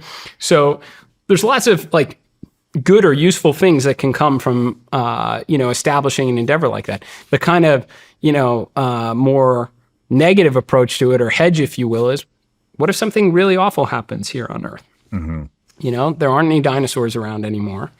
So you pick it. I mean, eventually at some point or another, our star will kill us off. Or maybe it's a bioweapon or a chemical weapon or a nuclear war or some new virus that just appears out of nowhere and takes us out. I mean, or an asteroid. That's just a matter of time. So for all those reasons, it would seem to make sense that we should, hedge our bets a little bit and start, spreading out. Not to mention, I just think it's our destiny. I think that there's way too much space out there and too much to learn for us to just sit here the whole time. Yeah. Fascinating stuff. Let's take a quick break. Yeah. And then when we come back, we'll dive into some NASA stuff. According to new reports, central banks around the world may be buying twice as much gold as official numbers suggest. You heard that right. Twice as much. And get this, some are bypassing the traditional markets and buying gold directly from miners in Africa, Asia, and Latin America. That means no US dollars, just straight physical gold. The shift isn't just symbolic, it could be strategic. They could be looking to bypass Western financial systems. So if central banks are scrambling to reduce their dollar exposure and hold more physical gold, should you do the same? That's where the award-winning precious metals company Goldco comes in. Right now, you can get a free 2025 gold and silver kit and learn more about how gold and silver can help you protect your savings.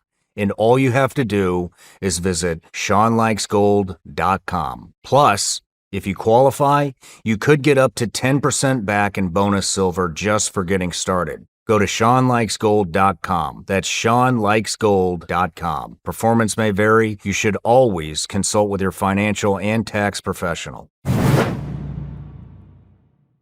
There are a lot of choices out there for cell phone service, and new ones seem to pop up all the time. But one company continues to stand out: Patriot Mobile. The best part? You don't have to sacrifice quality or coverage to make the switch. Patriot Mobile gives you access to all 3 major U.S. networks, so if you have service now, you'll have just as good, if not better, coverage with them. Worried that switching is a hassle? It's not.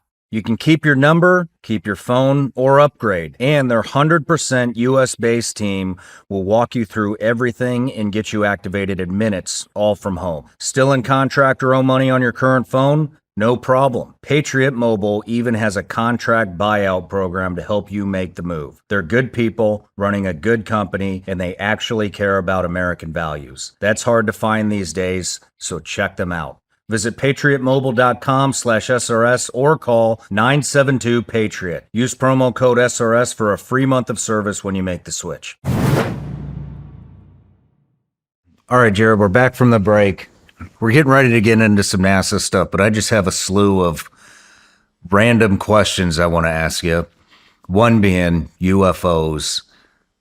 What do you think? Are we alone? I think if we're thinking about the entirety of the universe, there is almost certainly other life out there. I would bet heavily on that. I would bet heavily that there's intelligent life out there. Have they interacted with our planet? I would say the odds of that are incredibly low. You got a couple things working against you. You can't really exceed the cosmic speed limit, which is the speed of light. So when you think about the trillions of galaxies and all the stars and all the planets out there, the odds they would have found us and somehow been able to travel to at a time when our civilization was alive. And you think of the industrial age that would give off clues of our existence, just seem incredibly low. So if I had to bet on the UFOs, I'd probably put my Draken hat on again and say it's either our stuff or it's our adversaries that are checking in on us. It's amazing, right? Like if the aliens are going to visit, you could just have those flying Tic Tacs show up over New York City or somewhere else, but they all seem to be around our naval bases and in Las Vegas area. So I think that probably leads me to believe it's something that's human created. I mean, it's interesting. We see all this disclosure stuff starting to hit the government. A couple of years ago, they had the first congressional hearing on the UAP stuff, and they've had a couple, maybe one or two more, I think, since then. But what do you think about that stuff? Is that a big distraction? Do you think a lot of people think that is a distraction, or are they screaming for disclosure? You think there's actually something that they're hiding from us when it comes to aliens? No, I mean, I don't want to be dismissive of people's beliefs or hopes or interests. Because when I was nominated to lead NASA, I got a million emails from interested people all around the world, people in government, out of government, at NASA, not at NASA, with all sorts of ideas and theories that range from well thought out, good intended, to crazy.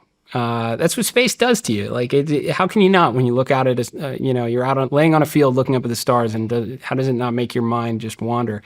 So I think that fuels a little bit of it. The idea also, we do have lots of classified programs, and our adversaries have lots of technology too that they don't advertise to try and figure out what we're doing that we don't advertise. So my Occam's razor analysis on that is it's more likely in that camp than it is all the miracles that would need to happen for intelligent life out there, which I believe is. I just have to believe it based on the size of the universe, that these miracles that needed to happen to create life are not that unique. That surely would have happened again. But for it to exist, to build a spaceship, to travel at the speeds necessary to show up at this particular time in our history, super low in probability. So you don't think that there have been beings out? I mean, we hear a lot about bending space and time, and this whole whatever.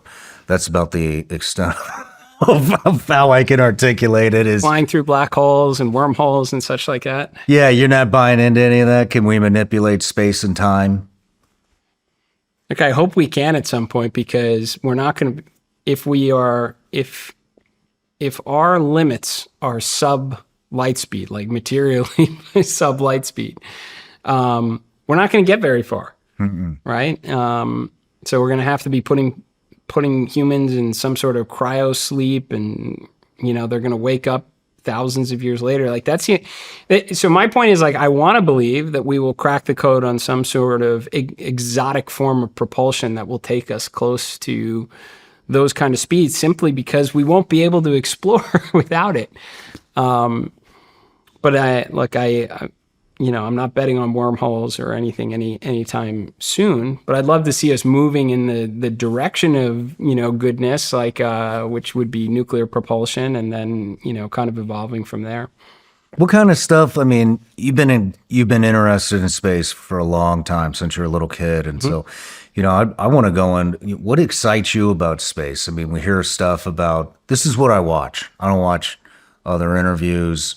I don't really watch much of anything. In fact, every night I pretty much fall asleep watching something about some documentary about the universe, and they're always talking about dark matter or dark energy. I mean, what is it?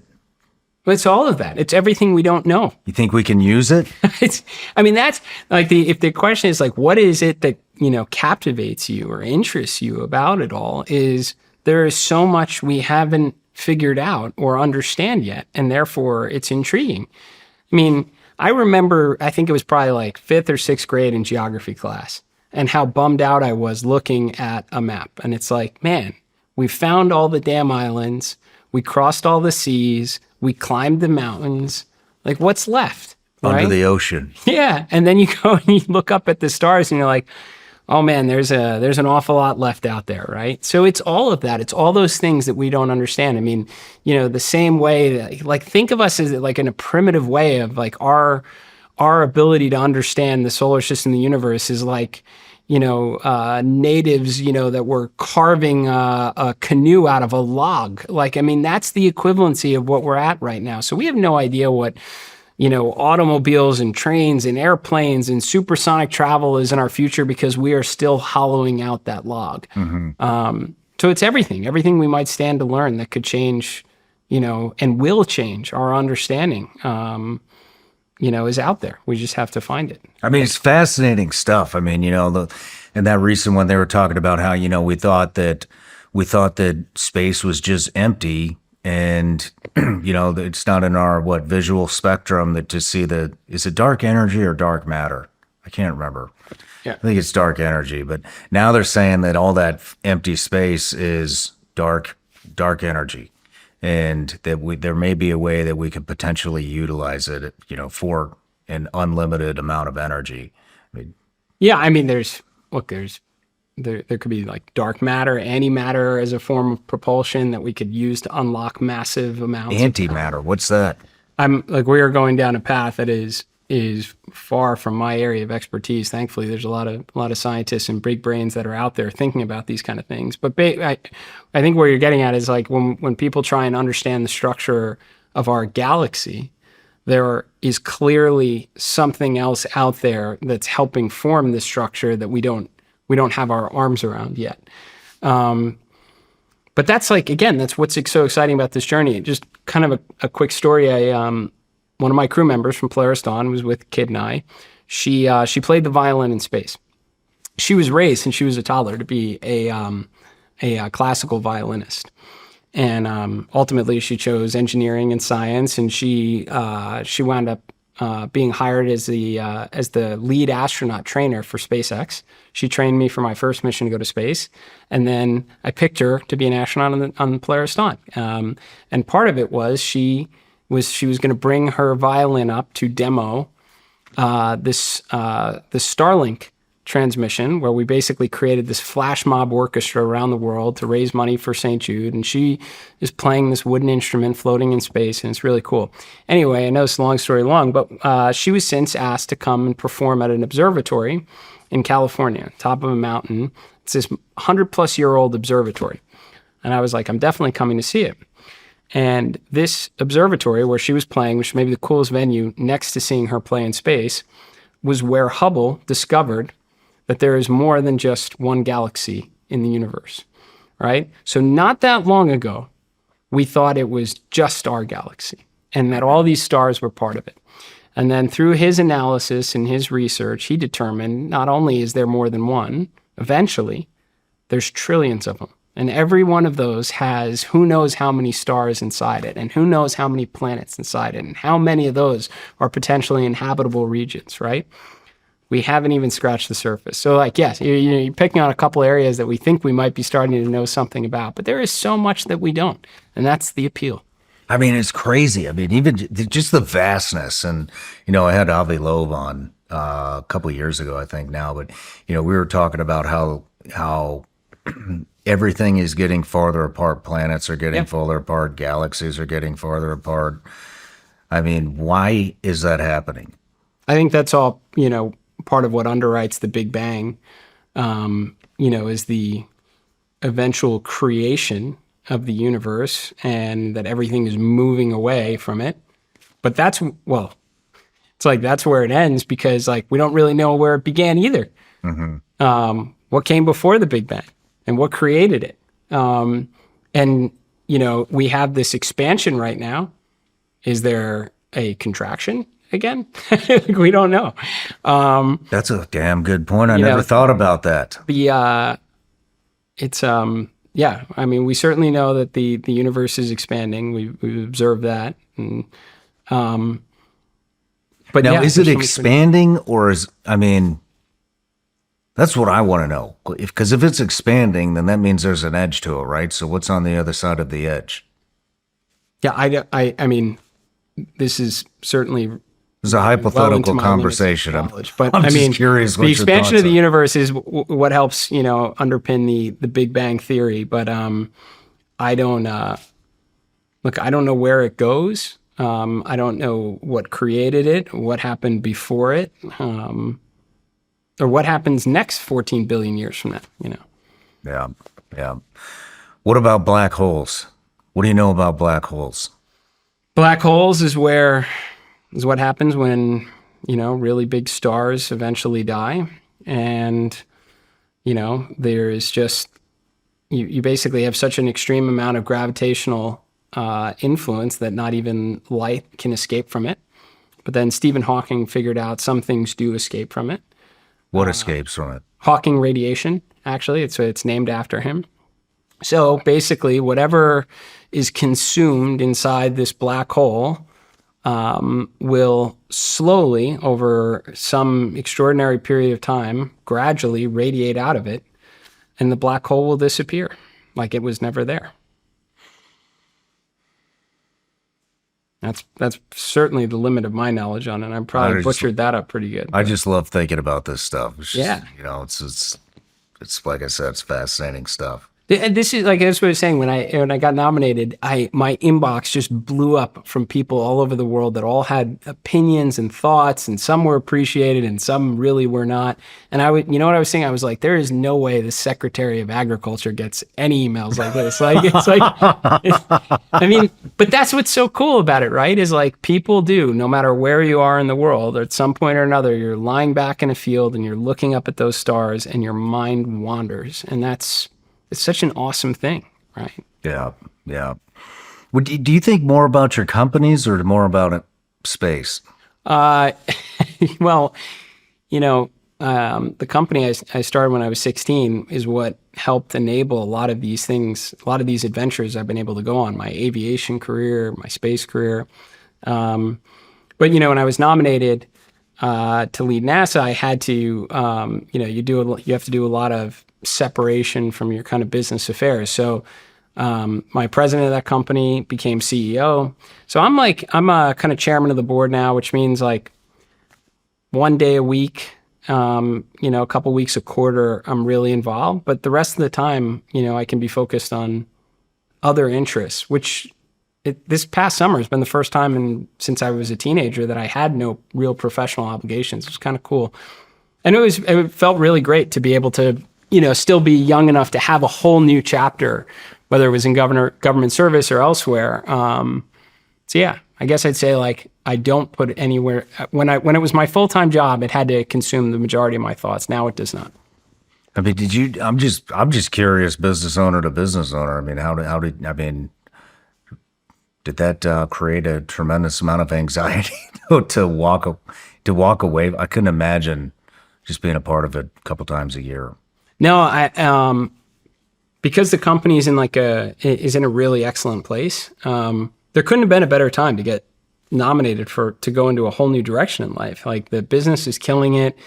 We have an incredible leadership team, tons of firepower, lots of demand, good opportunity, good products. There was no better time to be able to walk away and feel like, what I helped create long ago was going to remain an enduring business and a good trajectory. So no, it's not like, if this was 10 years earlier, if any other time when the company still had, an equal number of challenges and opportunities where you're like, I don't want to risk things going off course that could hurt people's jobs and livelihoods, but it's in a good place. Good. Before we move into NASA too, I'm just curious, how you raise your kids. I mean, it sounds like you grew up in what sounds like a middle-class, everyday American home. I mean, you've obviously done very well for yourself, created a couple of empires. You've been to space. I mean, what are you hoping your kids do? How do you raise them? I mean, you want them to be... It's a whole different world than from what you grew up in. You want them to be happy, healthy, and good people. And I think I owe like 99% of that to my wife. Like, I think I can take credit for very little over how awesome my kids are. My wife is amazing. Yeah,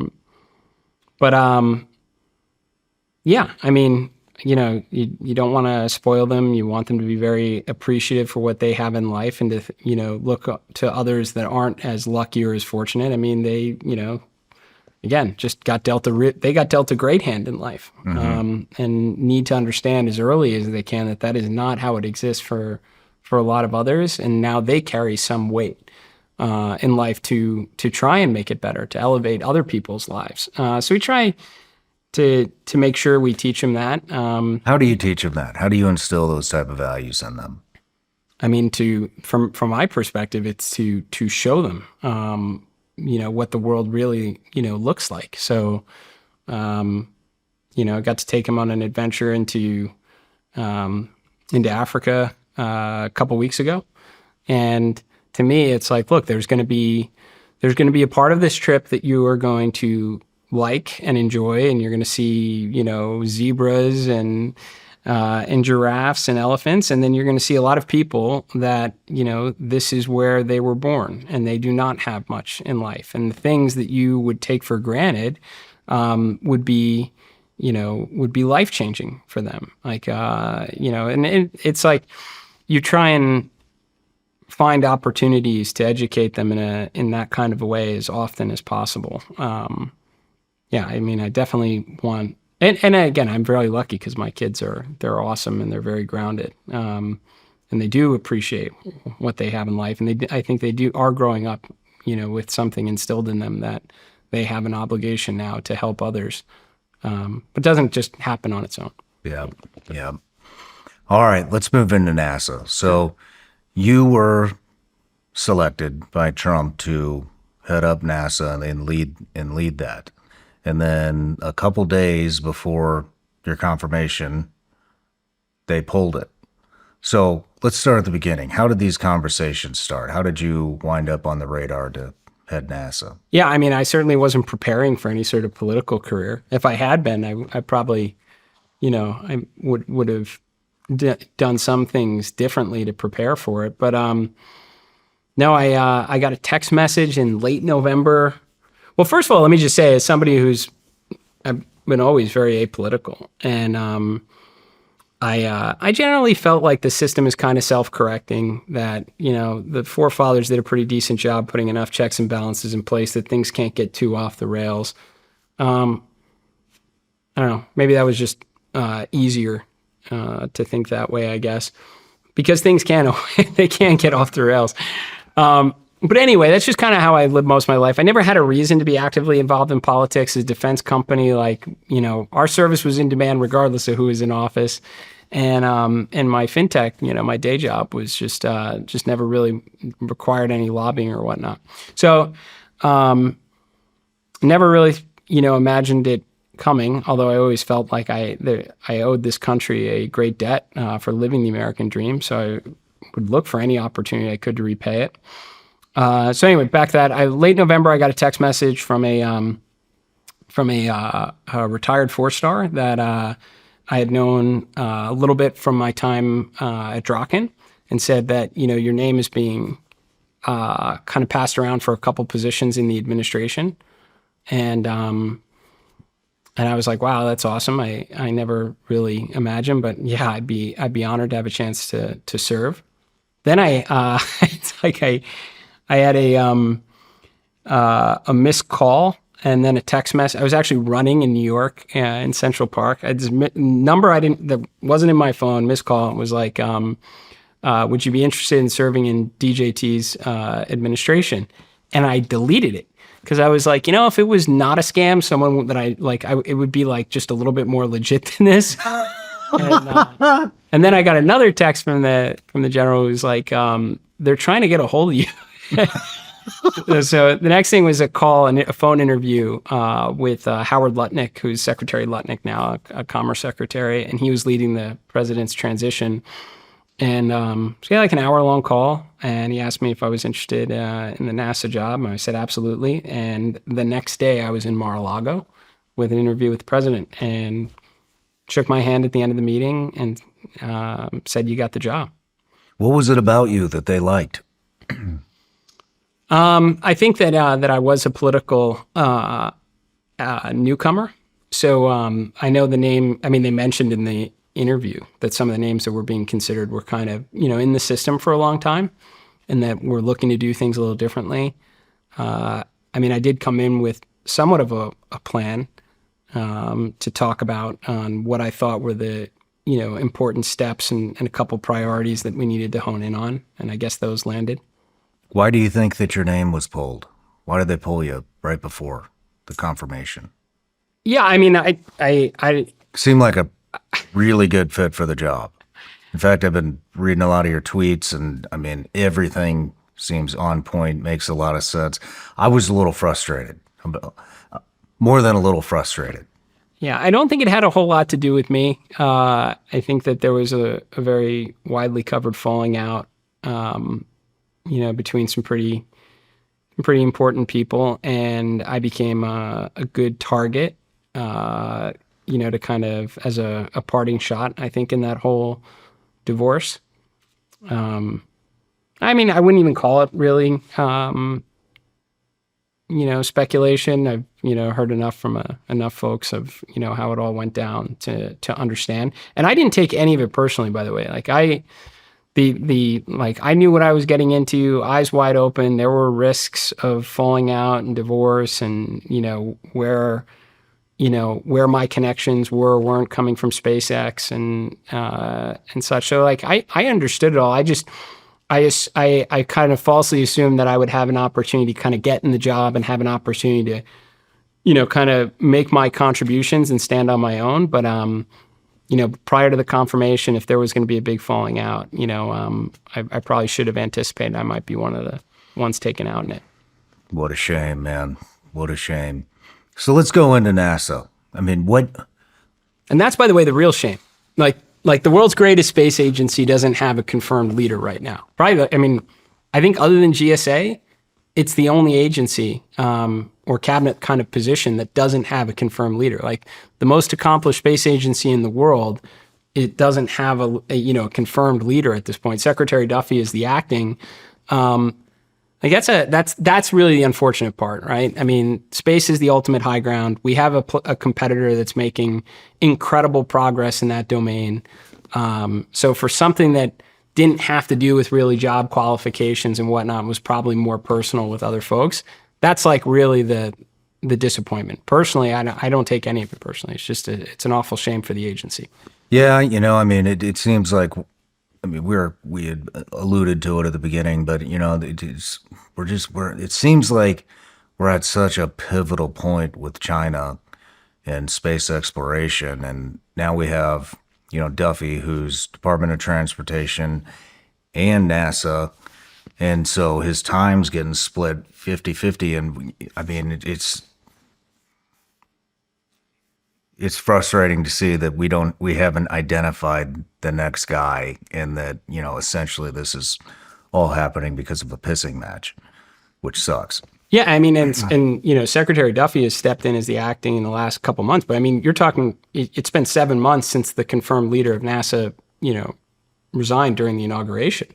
That's a long time. Like, a lot can happen over 7 months. And so, yeah, I mean, to me, if somebody had said, you know, 3 weeks after the hey, we don't like you, or we don't like, you know, this connection to this organization or whatnot, so we're shooting you in the head and we're going with somebody else, I get it. You know, my life is going to be fine. I'll get back to business, you know, get somebody else in there, you know, like, I just care about America winning in the high ground of space. So that's really just the disappointing part, is like, it leaves an important agency leaderless for a bit. So, I mean, what does NASA do? I mean, we hear all about SpaceX. How many rockets are they launching a year now? SpaceX? Yeah. Oh man, every 2 days, probably. Every 48 hours, they're probably launching a Falcon 9. And I mean, what's NASA doing? So NASA's huge, and they're doing a lot of things. Some are really important, why the agency was created in the first place. And then they're doing a lot of little things that I would say were not necessarily why the agency was created, and can be somewhat of a distraction. I mean, there's 40,000 people, you know, between contractors and employees at NASA across 10 major centers. And in my mind, you know, the agency, again, should be doing the near impossible, what no one else in the world, no other organization or company is capable of doing, like the true radical cutting edge things in space and in our atmosphere, from a human exploration, a scientific discovery, and trying to usher in the orbital economy. Like, they should have 2 or 3 really big things that need to be solved in this incredibly important domain. And I'd say that their budget is split across like thousands of things that kind of make it hard to do any of those things. What are some of the big things that you think are important that they're doing? That they are doing? Yeah, that they are. Planetary science for sure. Look, all the things they're doing are directionally correct. How well are they doing it, right? Is Hubble and James Webb Space Telescope awesome? Absolutely. Are the rovers on Mars cool as hell? Absolutely. Why do we need to wait every 10 years to launch a new one? Like, why aren't we launching these things every year? Why don't we have 10 telescopes out there looking out at different galaxies? Why don't we have rovers on Venus and on Mars? Why do we have to wait, you know, X number of years for the helicopter to tour Titan, for example? Like, so like, planetary science is a great thing they're doing. It's approximately 1/3 of the budget is science at NASA. Like, why aren't we doing a lot more with it? Like, can we get more mileage out of approximately $7 billion a year? I bet you can, right? And that's because for every like 1 or 2 kind of big flagship things, there's lots of little things that may not be as important. And the big flagship things, because they're defined as at least $1 billion program, become very expensive and take a long time because you can't get them wrong. And that's part of the problem. So like, science is an important thing they should be working on. You just should be getting a lot. The American people are eager for world-changing headlines. We should be delivering it all the time and not every 10 years. What are some of the things that you had mentioned? You think that there's some smaller things that would be distractions? I mean, I think a lot of things are like, how about aeronautics? Like the first A in NASA. As a pilot, I should be super charged up about what they're working on at NASA and aeronautics, and I'm not. And I don't think the people working at NASA on aeronautics are charged up about it. So, you know, you talk the 1960s, 70s, 80s, almost all of the most badass breakthroughs in aeronautics made their way through NASA at least in the last 50 years. That's not what's been going on in the last 25 to 30 years. So the days of NASA with the forward swept wings and, fly-by-wire technology and thrust vectoring, which wound up going into the F-22. It was all NASA's work. What are they doing on now?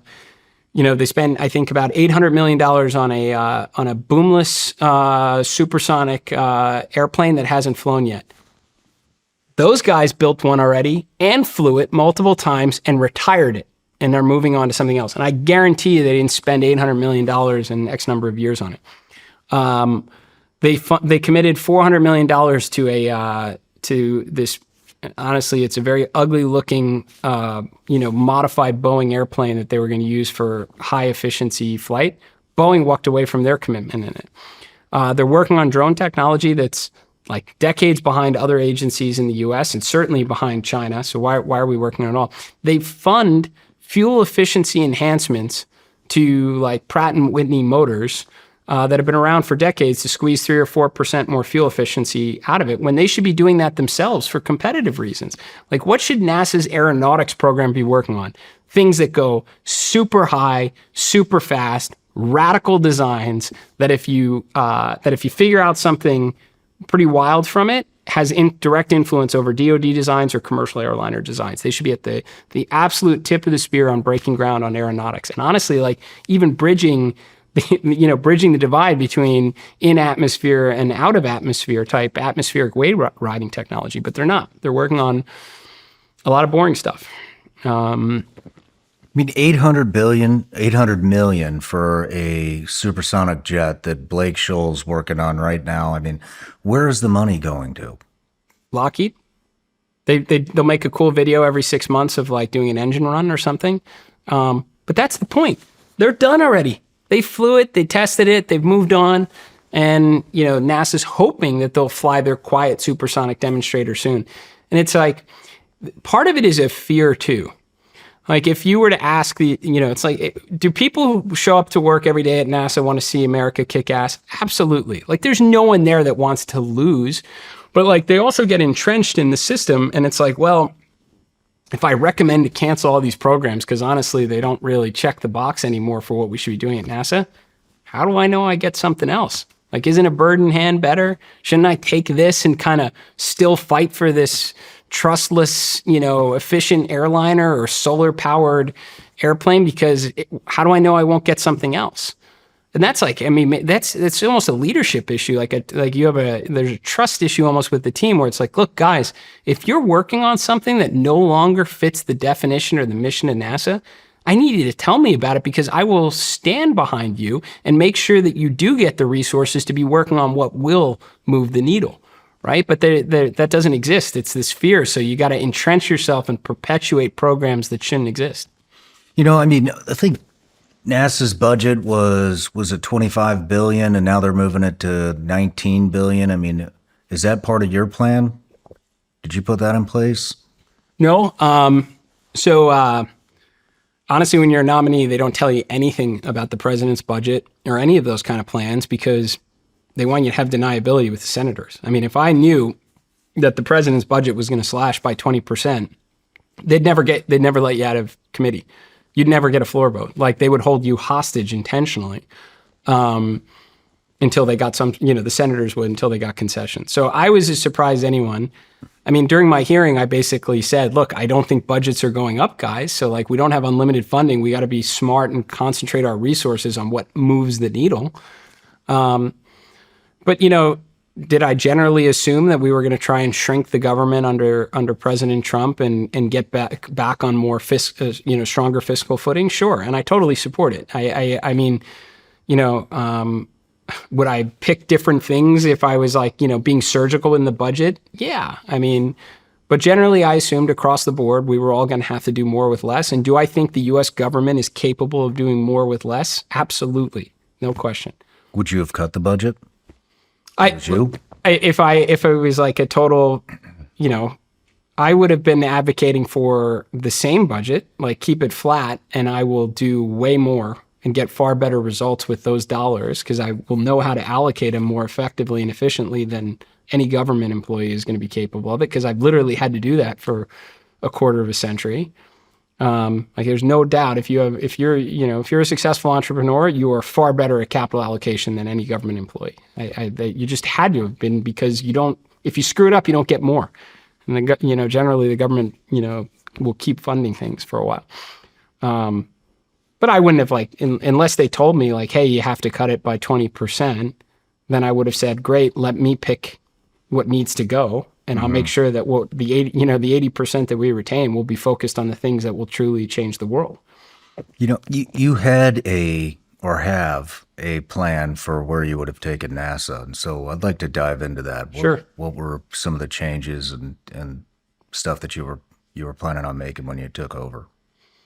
So what I briefed the president on during my interview, and honestly, I've handed off the whole plan to Secretary Duffy. I don't know if he'll use any of it at all, but everything that's for the good of the country, I'm 100% for. And what work we did that was assembled by a lot of great people, by the way, a lot of people contributed to that plan. I wanted to make sure it went into good hands. But step one is you got to reorganize the agency and rebuild the culture. I mean, that's just, you can't do the fun stuff until you reorganize and rebuild the culture. Like, this is a total step one. We got to admit we have a problem here. 35 years and $100 billion have been spent trying to get us back to the moon. And we haven't flown humans around the moon, which we did in Apollo 8, in 1968. We haven't even done that yet, let alone landing. So, we got to admit that what we're doing right now is imperfect. And it's hard in a politically divided time, and Elon's bad and all these things people say. It's like it kind of somehow balances out to what we're doing must be right. No, there can be lots of things wrong, and certainly there's a lot of things wrong at NASA, and not unique to NASA. It's government wide, but we got to reorganize. There's 50 different safety departments inside NASA. Doesn't mean safety isn't important, but if you have 50 different offices that all have the ability to say no, that's not a good thing necessarily. Safety should build up logically. So one department has all the necessary information to make the right call. And honestly, we got to recalibrate that risk framework, because you're not going to explore the worlds beyond ours without taking some risks. This kind of trying to drive risk to zero is why telescopes that are supposed to cost $1 billion become $15 billion. Why, missions that are supposed to take people back to the moon are taking 35 years and $100 billion. And we need cultures around ownership. We need accountability. We need, freaking more doers and less management. Everybody inside the agency has a deputy or a vice, who has a chief of staff, who has a deputy chief of staff. I mean, departments with 6 people in it have a chief and a deputy chief. It's just, it's creating a hierarchy that serves the hierarchy, instead of just look, we certainly need management and leadership, but we need to empower the best and brightest to get the damn mission done.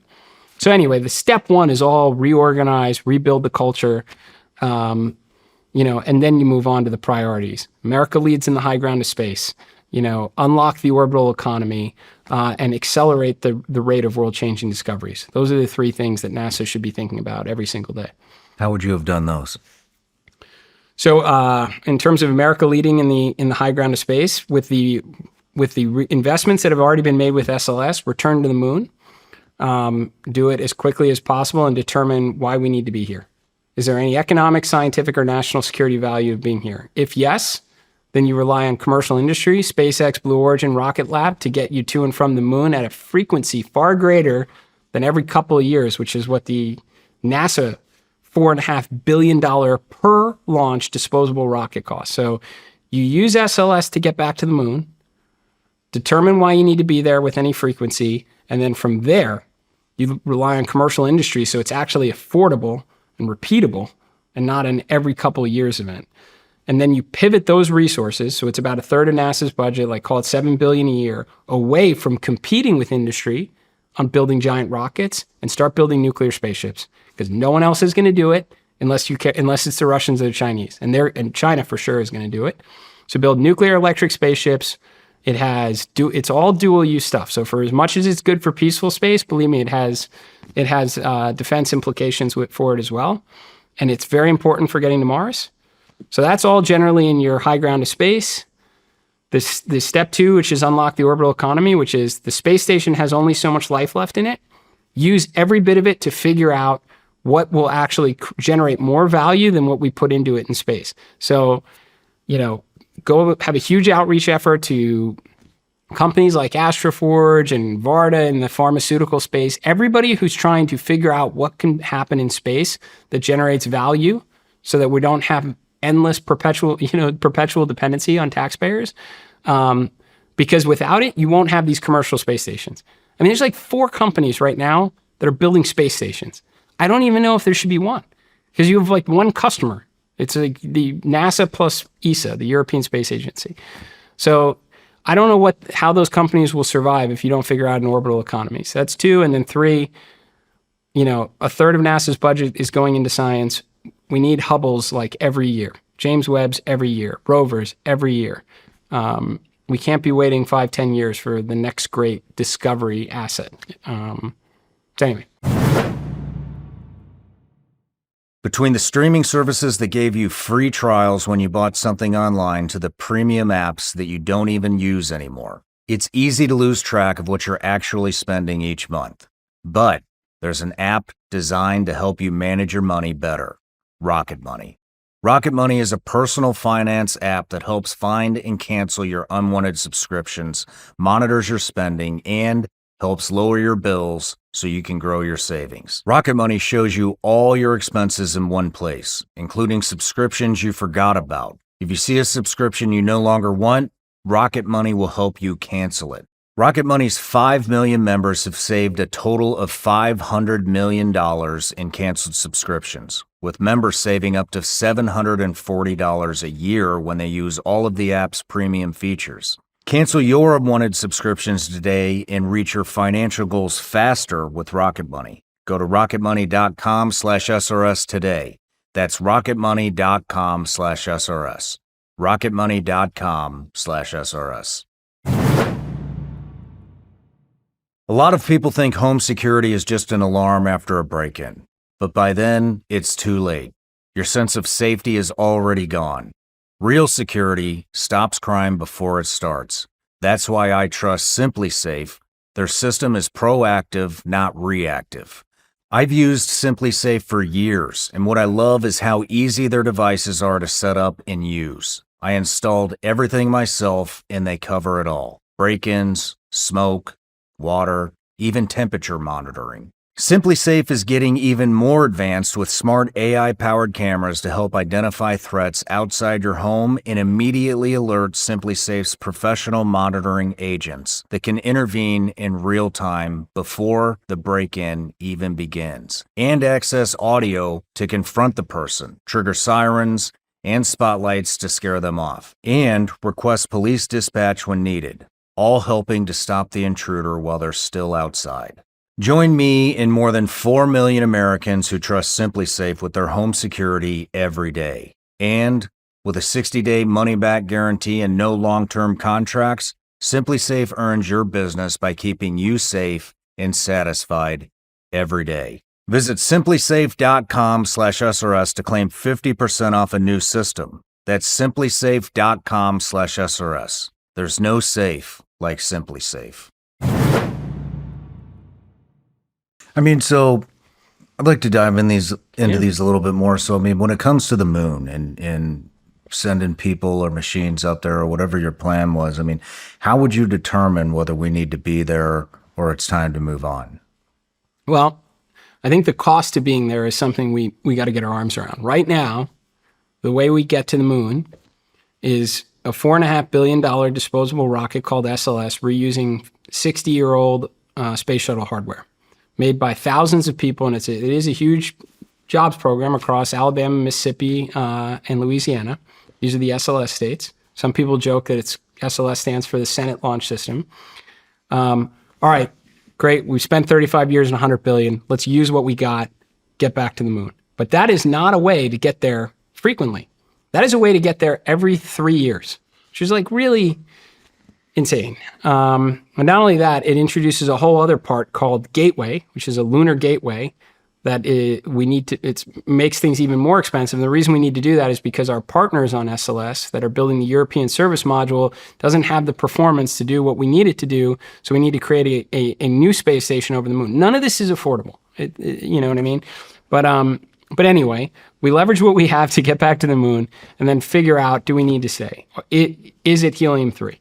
There's more of it on the moon. It's not a lot of it, but there's more of it on the moon than on Earth. Is that going to be the key to, I don't know, any sort of quantum computing or fusion power source? If so, you're going to need to stay. Well, the good news is you can't get back to the moon without either Blue Origin, SpaceX, or both, because they're both building the landers. And in order to get the landers to the moon, it means they're reusable big rockets, so Starship and New Glenn work. And if that works, now you have a way to get to and from the moon affordably, repeatedly, without having to spend $4.5 billion per launch. So now you've determined why you need to be there, and now you have an affordable path to go back and forth.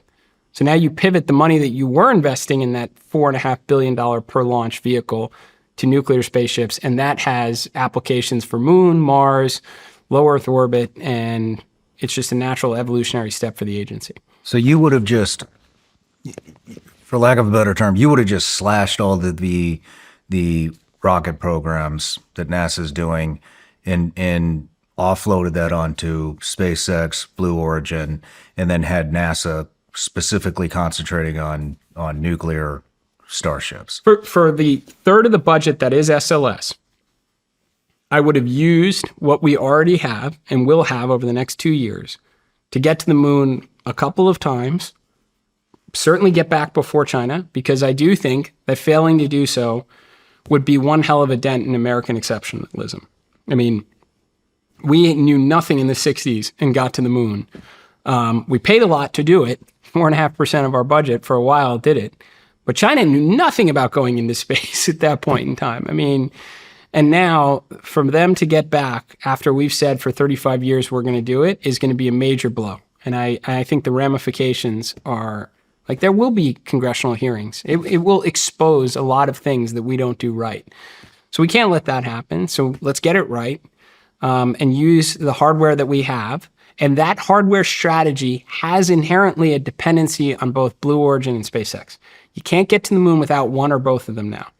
So when you do get to the moon, as expensive as it was, you now have one or two viable paths to get back there at far lower cost.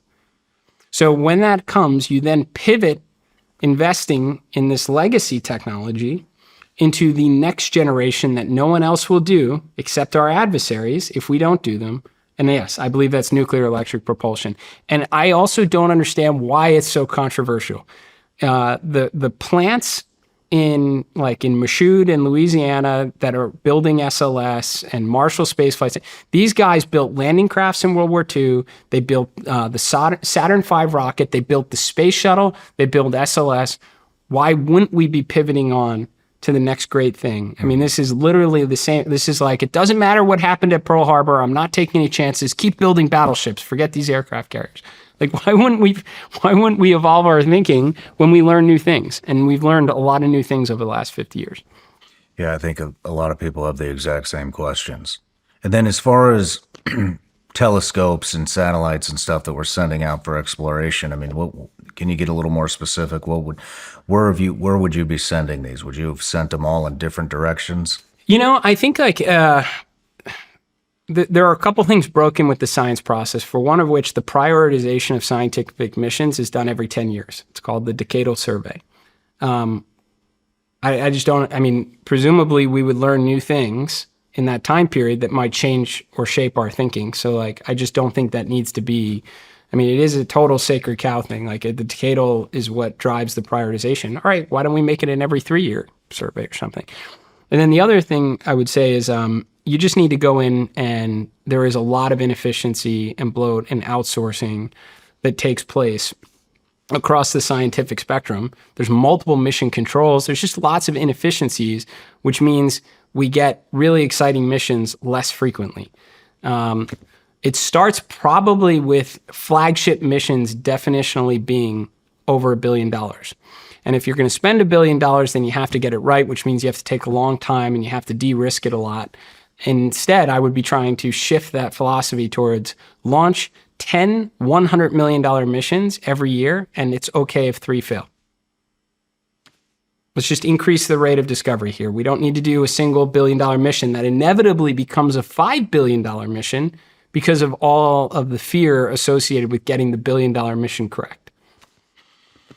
What would you like to see explored specifically? I mean, I think generally though, like where we're going is all correct. Like I'm nowhere near like an expert on the scientific prioritization of our exploration missions to say that, you know, sending this here or there is wrong. Like everything that the science mission directorate has briefed is good. Like, yeah, I want to know all those things too. I just want to help them know those things faster and for lower cost. Would you have sent anything closer to the sun? Can we? Yeah, I mean, you just had the Parker Solar Probe kind of kissed a portion of the sun. That was an awesome breakthrough. I don't know about that. Yeah, it actually, I believe, it's one of the highest velocity man-made objects ever, and it was just over like Christmas timeframe. It actually recorded the sounds of the sun and transmitted it back. It's pretty wild, but it definitely it's closest approach we've ever had to the sun. Again, it's called the Parker Solar Probe, and it was actually one of the reasons I was challenging this 10-year decadal survey process is, what if you learn something amazing from that? Wouldn't you want to just like immediately fire up, if you could, $500 million to build something else and send it right back to the sun? Why would you want to wait 10 years for scientists to process that information potentially and determine, yeah, it's a medium priority, it's high? Like, don't we want to listen to the data constantly and make good informed decisions from it? But yeah, I mean, I wouldn't even pretend to be anywhere near as much of an expert to weigh in on the prioritization of scientific missions. I just want to help them all do it better. Who would you have put around you? So you know, I had a number of like really great people that were contributing to kind of the planning of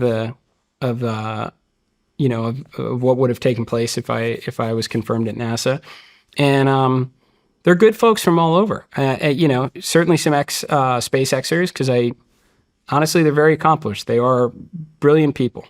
And they want to repay back. I mean, you spend 10 years at SpaceX, you did really well financially. I mean, that stock has gone up a lot. They're not trying to get rich. They want to apply their knowledge back to an agency that inspired them. There were folks from Relativity, Blue Origin. I was bringing in people from Wall Street, from the finance world.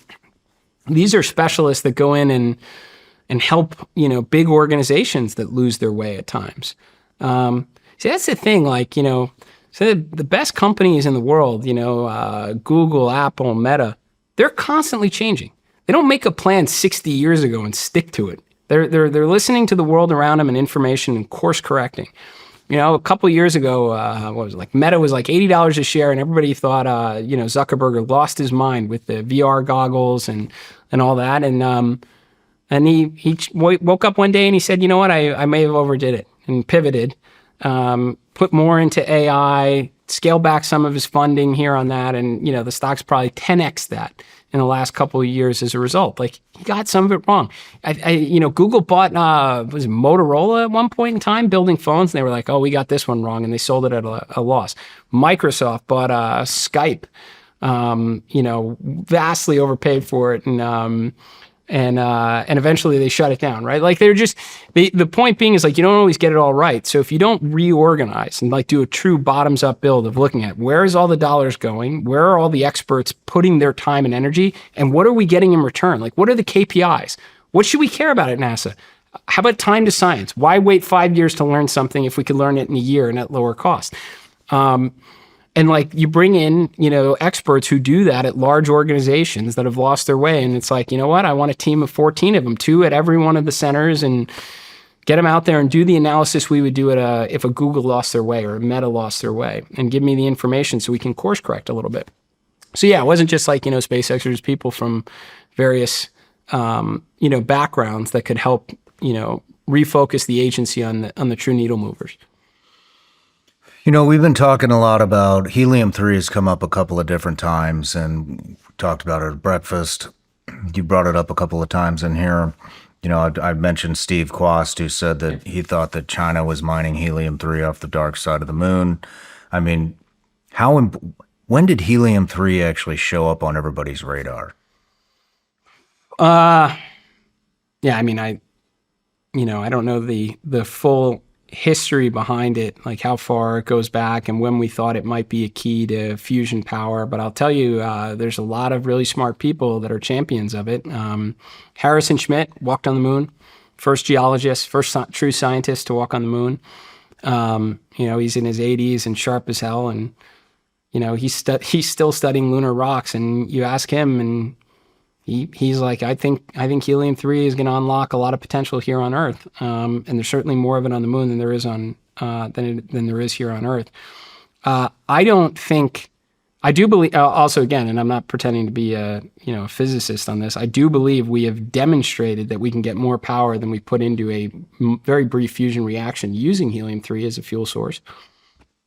So anyway, that's like what we know. It's the cooling process, correct? I'm definitely not taking it an inch farther than I have right. already, other than we need an orbital economy, and helium-3 is probably one of the better ideas on what it could be, and that would be more or less a lunar economy.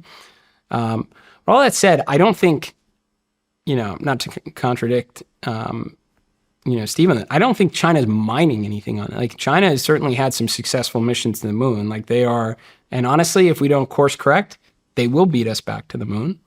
But I don't think we've got, they haven't set up industrial operations yet on it. That doesn't mean we should try and do everything we can to make sure that we don't fall behind in that. But we still have time to. What are some of our adversaries doing in space? I mean, the high ground has mattered, from the beginning of human history, there's tactical and strategic advantages of it, and they are well aware of it. So they're building out their constellation of communication satellites, Earth observation satellites. They are leaning heavy into hypersonic weapons. I mean, when something is in space, in orbit, it's very predictable. It's like literally a railroad track. Like, once it's in orbit, you know exactly where it's going to be, which makes it pretty easy to, intercept a lot of the satellites that are up there. China's been working on like hypersonic wave riding technology. You can put something in orbit, bring it back into the atmosphere where you get, where some, air resistance, some aerodynamics come back in, turn, go right back up in, and you've changed the inclination that object is in space. Like, that changes the game on certain things. And they're doing that right now. They have been doing it. Like, they are not messing around in space. I think from like a hypersonic weapons, capability, I would think a lot of people are not happy with the progress they've made. So they're not, they've gone through this phase of like buying or stealing and reverse engineering and copying things. And then they started to reverse engineer and improve upon it. Like, their flankers, they call Russia up and say, like, we need to buy 2 fighter jets and like reverse engineer it. And the next thing you know, you got like a J-15. It looks just like a flanker, but they made it better, right? But then they just started to learn from all of that and build brand new things. Their J-20, their J-35, they're showing off 6th gen. This is obviously all like aircraft related, but they're doing the same things in space. It's not just like they're copy and paste stuff anymore and reverse engineering. They are building a lot of good capabilities out in the high ground. Yeah, I mean, when was the last time we fought a war where we didn't have either air supremacy or own, the domain of space with a peer? Yeah. I mean, when you talk about, kind of unlocking economy, what do you call it? A space, like an orbital economy. Sure. I mean, what all does that entail? We brought up a couple of them earlier, but I'd just like to see, what am I missing here? Well, so like, what's an example of it working? And Internet, honestly, it's the only Starlink. Yeah, Starlink, 100%. That's the only example I can really point to where more value is being created than what's being put into something that requires space. Outside of that, like where you have real consumers paying for a fee and Starlink's making, or SpaceX is making money off it and taking those dollars around and investing in cool stuff in space, right? Without it, all these other commercial companies that everybody's excited about, and a lot of them are alumni from, SpaceX or Blue Origin or whatnot, and they're getting VC funding, and they're excited about something. who is going to pay them for those companies to exist, to perpetuate? And it's either NASA or the DoD, and there's more companies, and the budget is the same or smaller. That's not a formula for success. So if we want to see space really grow and all these commercial space companies that have created an economy here on Earth but may not be sustainable, we need to figure out how we can unlock value from that unique environment of microgravity. And we don't have good answers for it yet. I mean, we have, I'll just rattle a couple off, and I want to see if you know of any that I'm missing, because one, selfishly, I'd love to interview them, because I'm always fascinated with anything in space. But I mean, we've got Starlink, communications. We have SpaceX. We have Steve Quast's company, Space Build, who wants to assemble satellites in space and other equipment. We have Astroforge, who wants to mine metals off of asteroids. We have what's the other one? We have Baji Bots, company where he wants to beam in solar energy to receivers, and distribute that. I mean, and then we have, what we talked about earlier, just regular everyday, like space tourism. I mean, we're on the precipice of that. What am I missing? I want them all to succeed, but the simple reality is, other than what SpaceX is doing with Starlink and their launch vehicles, I don't think any of them are profitable. And actually, I would think for most of the names that you've rattled off, I think almost none of them have any revenue. I mean, look, Boeing is, their Boeing space systems every quarter loses billions of dollars, and that's like an established legacy player with real government contracts. Mm-hmm.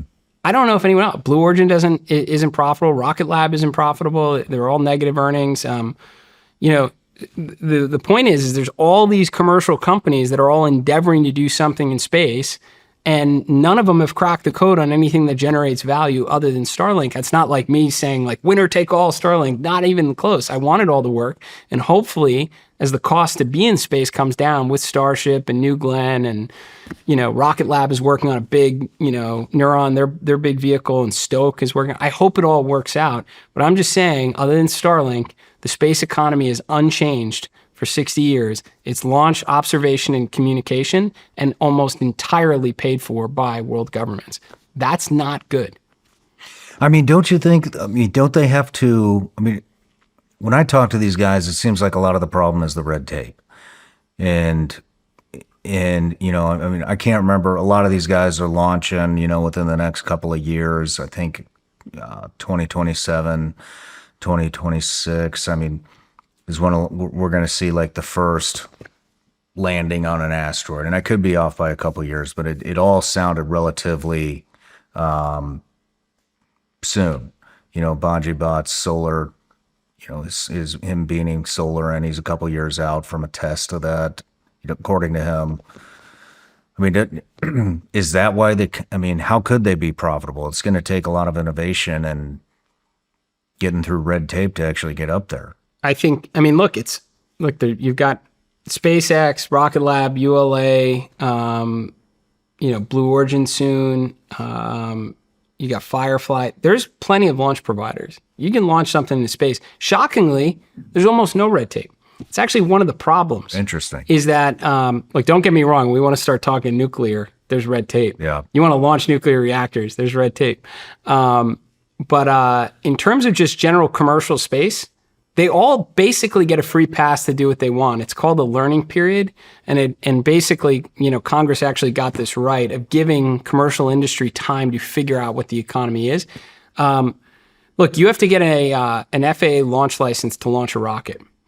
There is no one who inspects the integrity of the rocket. No one signs that off. So you want to talk about no regulation? So if that rocket gets up into orbit and then blows up and showers low Earth orbit with debris that takes out other satellites and whatnot, there's no one who inspected that or signed off on it.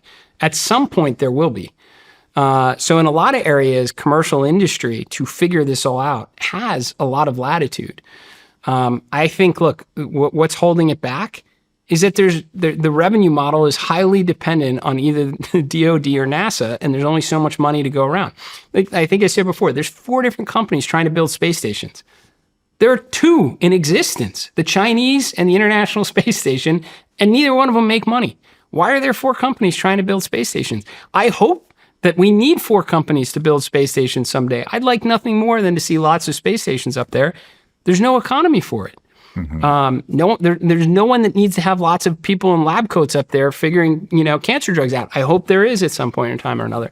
So, look, I think the part of the problem is that there isn't a revenue model that actually underwrites a lot of these businesses. Do I believe at some point it's inevitable we will mine asteroids? Totally. It's like one of the sure things that will happen. And as the cost comes down to launch things out to mine asteroids, it will become more and more of a reality. I can believe in that. Will it be less expensive to have to capture solar power in space and beam it back to Earth versus just covering large portions of the Nevada desert with solar panels? I think the latter's cheaper, but maybe it'll happen. But whatever it is, we got to figure out a way to drive revenue from space in excess of what goes into it, and it has to come from more than the government, or we're not going to have that future in space we all want. Do you have ideas on how we do that? Nope. I mean, I was spending a lot of time. It was my number 2 priority if I was confirmed at NASA. I think it all starts with very inexpensive launch. So Starship, New Glenn, Stoke, Firefly, Rocket Lab, make it cheap to experiment in space. And the more we experiment, that's how you go from the 1980s car phone to, the 13-year-olds with Meta and DoorDash and Uber on your phones that you never could have imagined 30 years ago. Have you invested in any of these companies personally? I was briefly invested in SpaceX, but divested as part of the NASA process. So I have no equity interest in any of them. I wish them all incredibly well. You can't not love space and not want to see them all succeed. Is Russia a player? Not really anymore, or as much. What about India? Emerging player. They're just getting going. I mean, reality is anyone in the launch business, if you have to throw away your rocket, SpaceX can eat you alive. Like they can use the same rocket 25, 30 times, and they're about to do it with a Starship. New Glenn is going to get there. I'm sure Rocket Lab and Stoke will get there too, and Firefly. Like Russia's not a.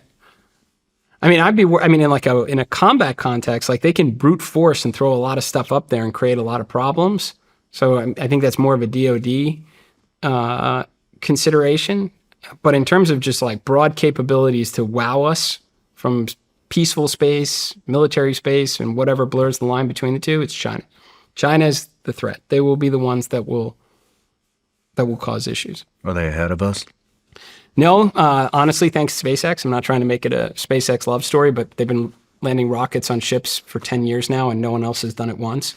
So SpaceX gave us reusability because they saw opportunity to break the monopoly that was ULA. I mean, all of basically U.S. launches was up until SpaceX was a monopoly, a government-sanctioned monopoly, a joint venture between Boeing and Lockheed called United Launch Alliance. And they charged like $500 million a launch, and SpaceX was like, this seems like something I could disrupt, not to mention they have a great vision. So we launch more orbital class rockets every year, largely thanks to reusability. The country that launches the second most without any of that tech is China. And they're not like too far behind. So they will be the next country to unlock reusability. Like they will make something that looks like a Falcon and a Starship inevitably.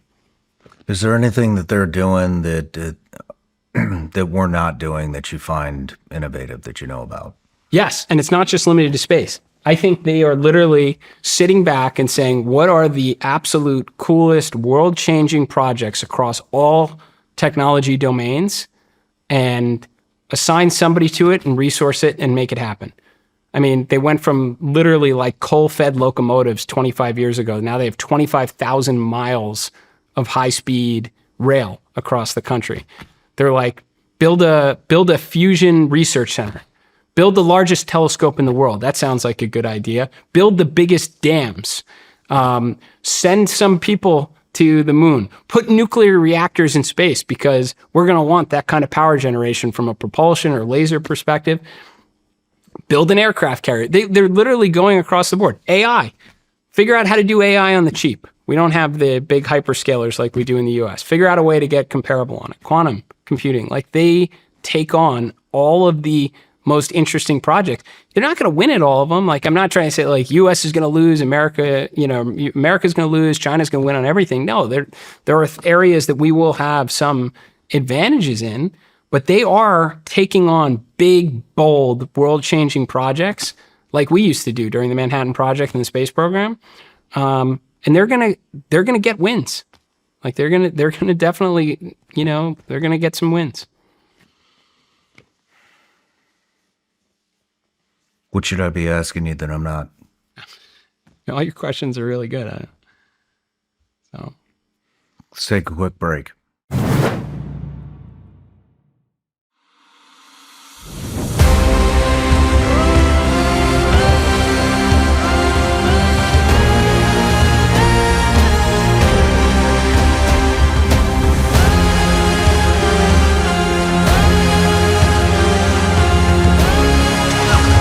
See you later.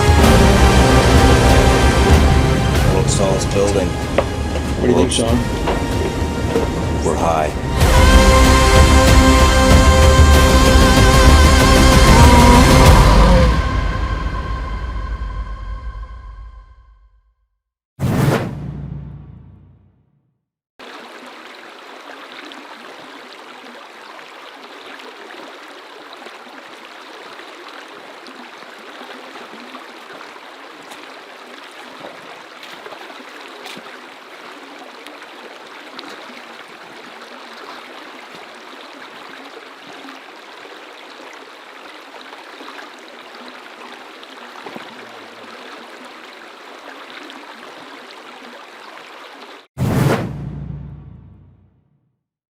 All right, Jared, we're back from the break. I wanted to talk about kind of the history of the space program, is from a global aspect. And, you were talking at breakfast about how you kind of looked up to some of the cosmonauts. And so I'd like you to just go into that a little bit. yeah, I mean, I think, all the astronauts, the cosmonauts of the space race, the engineers, the operators, the mission controllers, they started with zero. They really were breaking down the door on a whole new frontier. And they knew nothing compared to what we know today, which is still not a lot. They didn't have, supercomputers. They didn't have our iPhones are more powerful than the computers they had on Apollo spacecraft. So it's just they were starting and, they were just beginning this great adventure, and they were taking, a lot of risks. But they were risks worth taking. They're just all pioneers, and I admired that. So, just again, the people in mission control, like the flight directors, like Gene Kranz, he had to write the rules for how we conduct operations in space and keep people safe. And then when things go wrong, to bring them home safely, like on Apollo 13. So anyway, I admire them all. I think, the Soviet cosmonauts, they took even grander risks.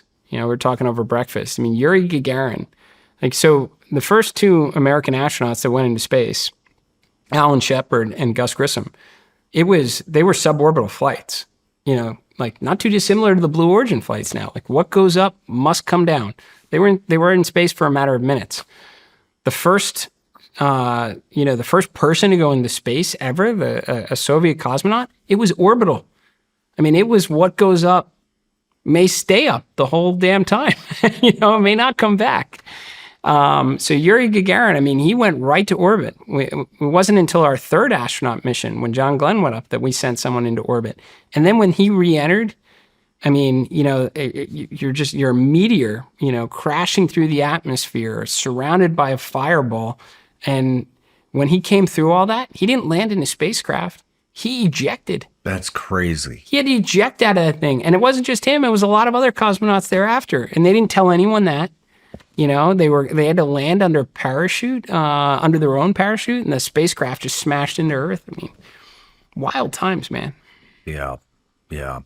Can you talk about Sputnik? Sure. That was, they call it a Sputnik moment for a reason, right?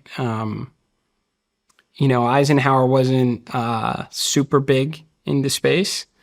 I think he was on the other side of a debate that still rages on now of couldn't that money be spent elsewhere? obviously funded certain things to give us our, early ballistic missile programs and such. But I mean, at some point or another, and he, by the way, was, I don't know if dismissive is the right word. I mean, I try and be reasonably studied on early space history, but at least publicly, he was very much downplaying Sputnik too. There was a lot of others, that were concerned and said, hey, wait a second here. If this was a Soviet bomber that was flying over us right now, we'd all be pretty pissed off.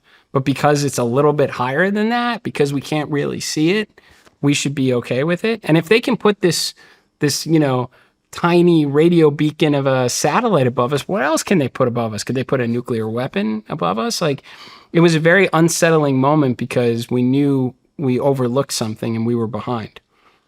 And then when we tried to catch up, the first satellites we tried to put up, well, first, they were very small in comparison to what the Soviets put up.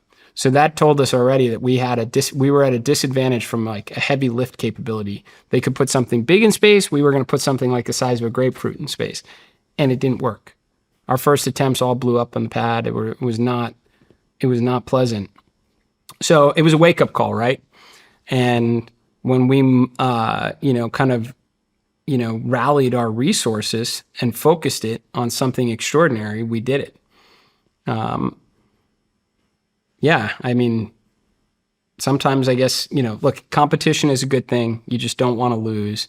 And Sputnik set off a great space race. And in the end, we didn't lose. But the story doesn't end there. So Yeah. Do you think it's going to take another Sputnik moment to get our asses in gear here?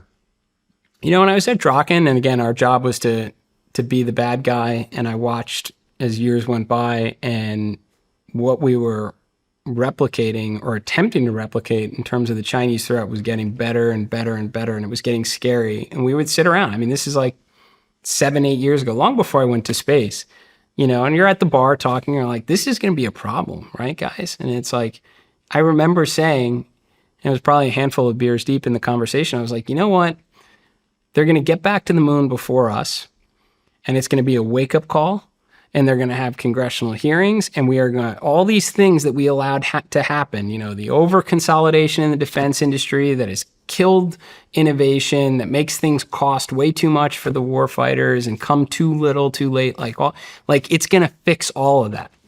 And I was, I wouldn't, as an American, I don't want to see that happen. I care about the competitiveness of the nation, but I was like, maybe that's what it's going to take. Until I got nominated to lead NASA, and I was like, hell no, we're not going to let that happen. But I mean, there's a chance it could. And if it does, maybe it'll be the wake-up call we need. I don't know. Maybe Draken's getting ready to move into red cell space space operations. There are space aggressors. Maybe you'll be the guy that shows us, hey, here you go. What are you going to do? Luckily, it's just me, and I'm a friend. But, well, Jared, last question. If you were to get renominated to head NASA and be the administrator, would you take it? In a heartbeat. I mean, I didn't take any of it personally. There's no hard feelings. I care about the competitiveness of the nation. And I think there's a lot of great people that could lead NASA. But if I had the opportunity, I would absolutely step up and want to contribute. Well, maybe that'll happen. I hope it does. Yeah. But, well, Jared, I love that about you, man. You're not taking anything personally. And you have the attitude of, I just want to win. I don't really care who's in there. And I think we need a lot more of that in this country. So, thank you for being who you are, and thank you for coming in today. And like I said, it was an honor to interview. Hey, the honor is mine. Really, it's a pleasure to meet you. Thank you so much. Thank you.